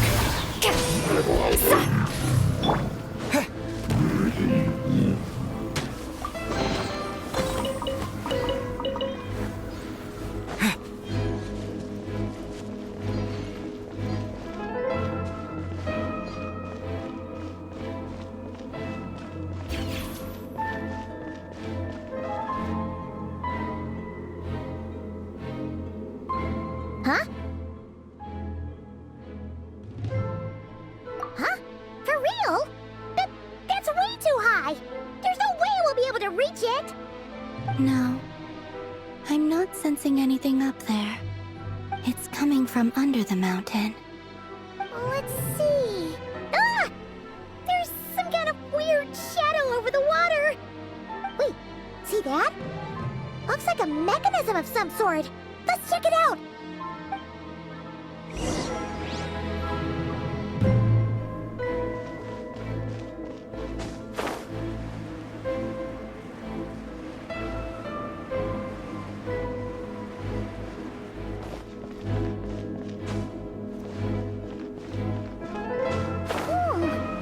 Looks like a device from the time of Kalia. Maybe people once came here to study the Crimson Moon's domain, and they left this behind. Oh, if we can activate it, we might find some clues.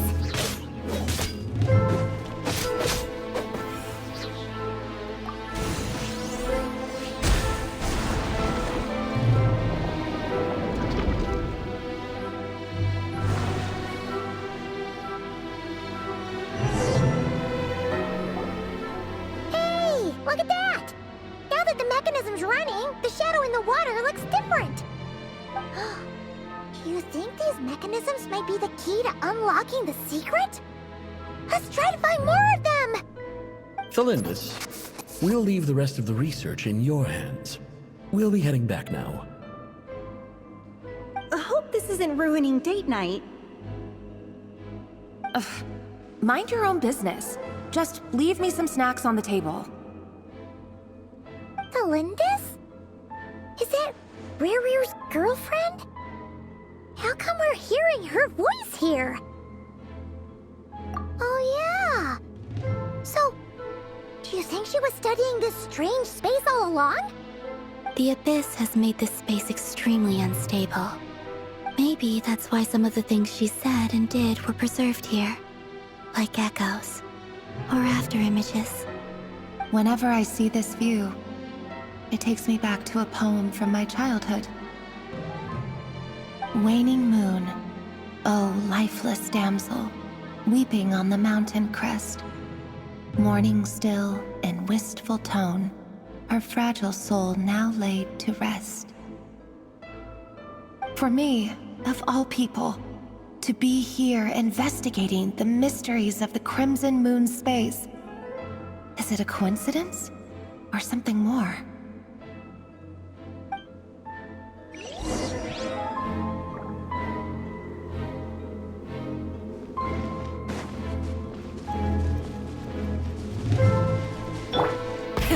Rev the engines! Looks like the Abyss has messed up this mechanism. We need to find a way to get it working again. Let's see if there are any other devices nearby.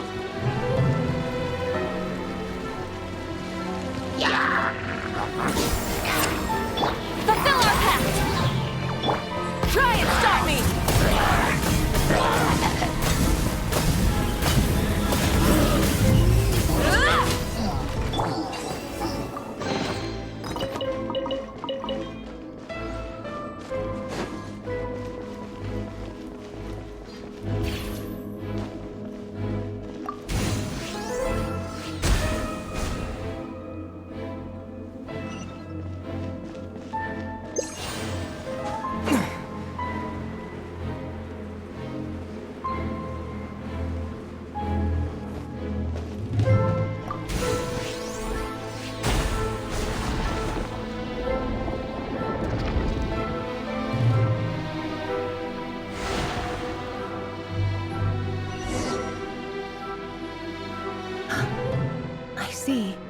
So the moon marrow, or rather the power of the 3 moons, is the key to unlocking... really does exist, then maybe this madness can finally be put to an end.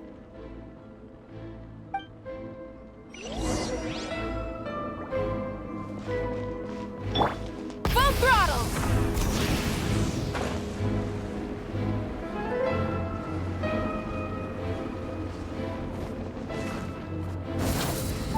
Take cover behind the rock!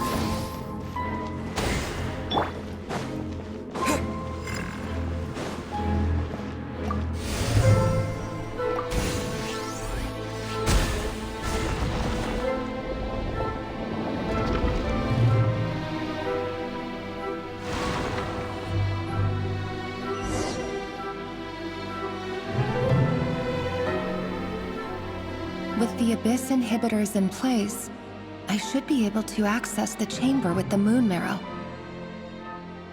Oh, Revier, with every step you take, you're drifting further from what you truly desire. But you're not the root of the problem. Ever since that outsider set foot in Conria, the Vinster King has sunken deeper into madness. If only I could get my hands on that outsider.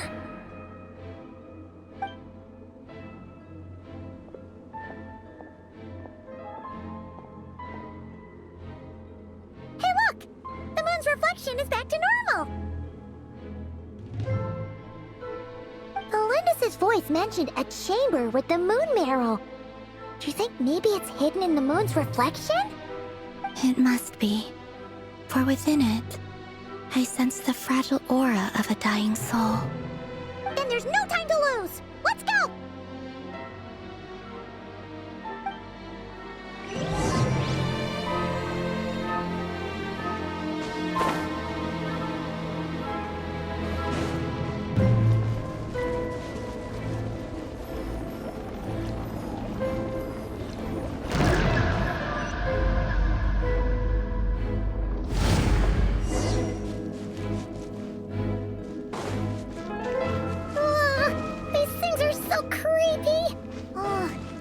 Looks like we'll have to destroy them if we want to get to the iridescent moon's marrow.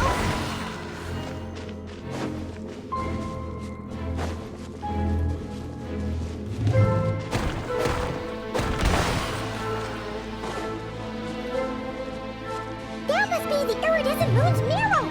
Oh, we'll need to destroy these things before we can reach it!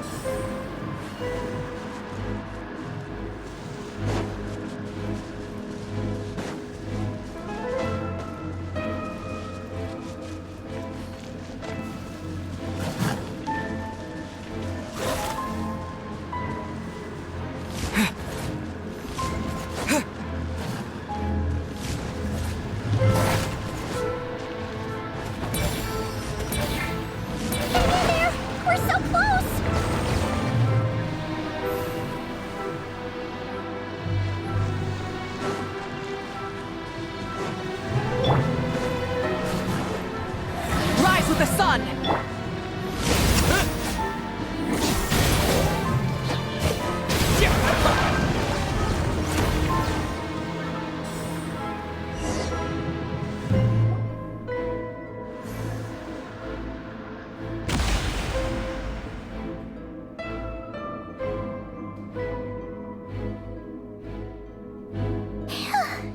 We finally did it! The iridescent moon's marrow. Still burning away like an undying flame, yet now contaminated by the abyss. It has taken on a new form entirely. If we can purify the abyssal power within, we should be able to obtain its untainted essence.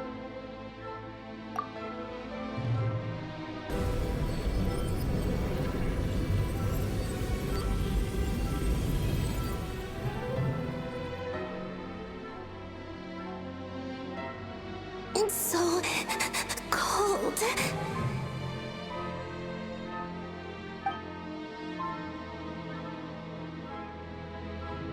Is it you? Are you here? Huh? Are you talking to us? At long last, I can see you once more. Our fates have crossed, and I am finally free. I'm sorry, I lied to you. Even knowing what was to come, I still couldn't let go of the fear in my heart as death drew near. The moment the moon shattered, my body began to split apart piece by piece. Like I was being cut into pieces by 1,000 blunt blades. My thoughts scattered as the cold crept in. But I could not bear to fade away like that. Tell me, what was it that brought you to us all that time ago? If only I had possessed your courage, then I might have been spared this torment more painful than death. You look so puzzled. That's how I felt too when I first saw you. But trust me when I say that everything happens for a reason. Farewell, Hypo.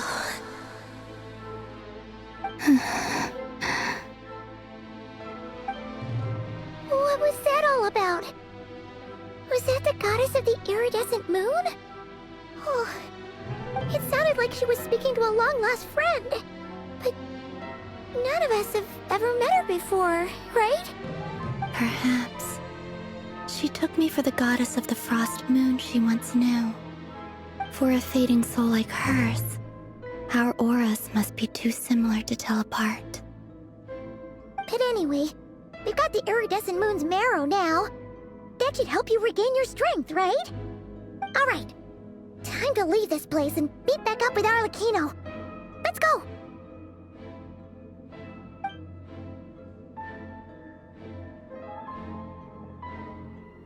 That's odd. This place looks different than when we came in.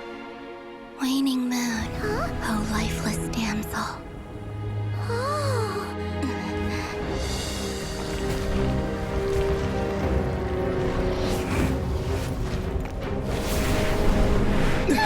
Hurry! The place is collapsing! It wants to trap us here. Who's it? The Abyss? Now we've taken the moon marrow. All that's left here is a dark will. It will show us no mercy.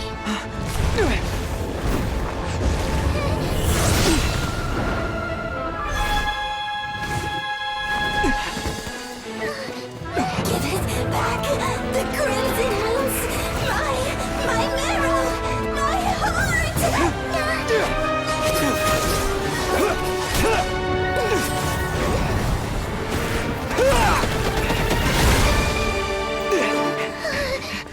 Finally! Huh? Oh no! The exit's blocked! They're back! Now what do we do? This is where you fall. Witness my rise. Hey, What are you waiting for?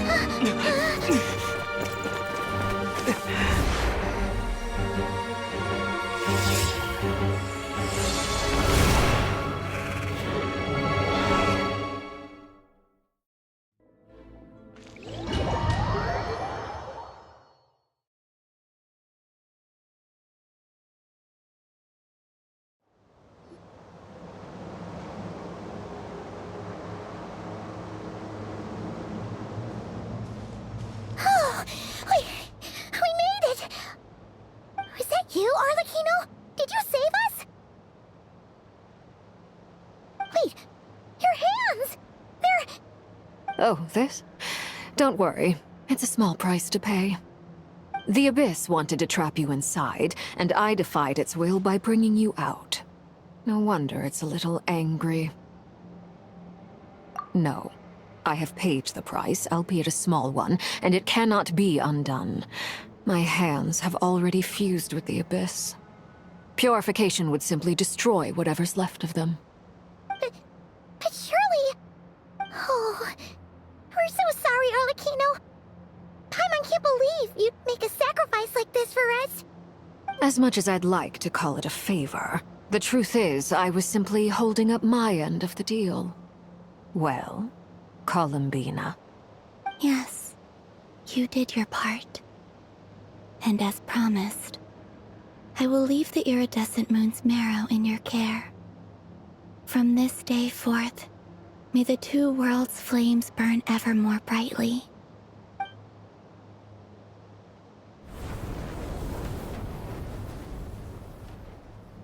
I'll take that as a blessing. Now, Columbina, give me your hand. Accept this moonlight I offer in return.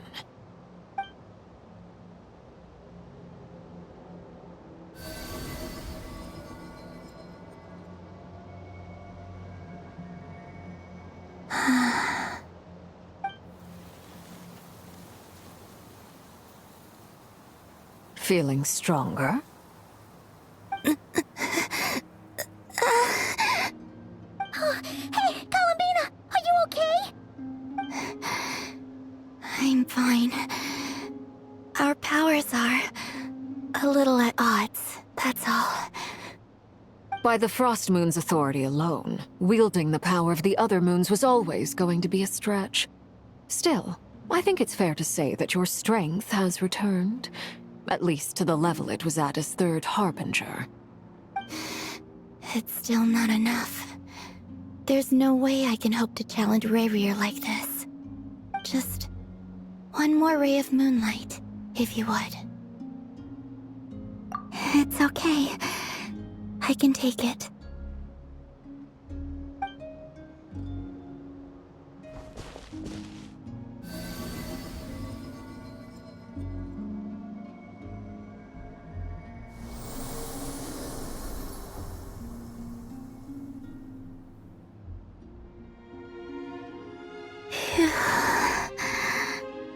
How about now? Fighting fit? At the very least, I won't have to stay hidden like before. I want to see him gone from Not Cry. The Rayhear of Solnari and his wild hunt must be sent back where they belong. Well, it's good to have something to aim for. You certainly seem more alive now than you did earlier.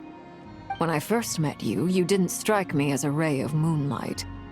More like a wisp of fog drifting in from who knows where, ready to scatter at the first sign of a breeze. But now, you're full of vitality. Just like the Frost Moon, once the brightest of them all. May you keep shining, Columbina. This is who you are. Thank you. Look after yourself too, Arlecchino. I know you have plans of your own, and that's why you're always seeking to grow stronger. But whatever you're after, don't let the Abyss take a hold of you. I do not wish to see you go down the same path as Rayrear. I appreciate the concern, Columbina. Although perhaps it's time you took a new name. A new name? Kutar, the Moon Maiden, Columbina, they're nothing more than code names. They describe who she is and the roles she's played, but they're not her real name. We often use code names in the House of the Hearth, too. But it's knowing your real name that keeps you grounded. Up till now, you've been living a wandering life, so you've probably never really cared. All I'll say is this. Once you've defeated Rayrear, give it some thought. All right, that's it from me. I'll get you back safely first, then go meet up with Sandrone. You're the best!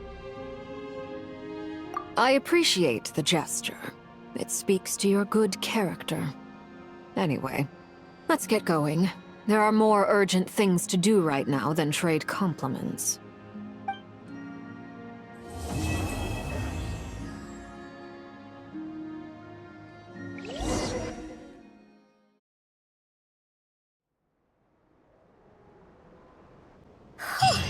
was a close call, but we got the iridescent moon's marrow and restored Columbina's strength.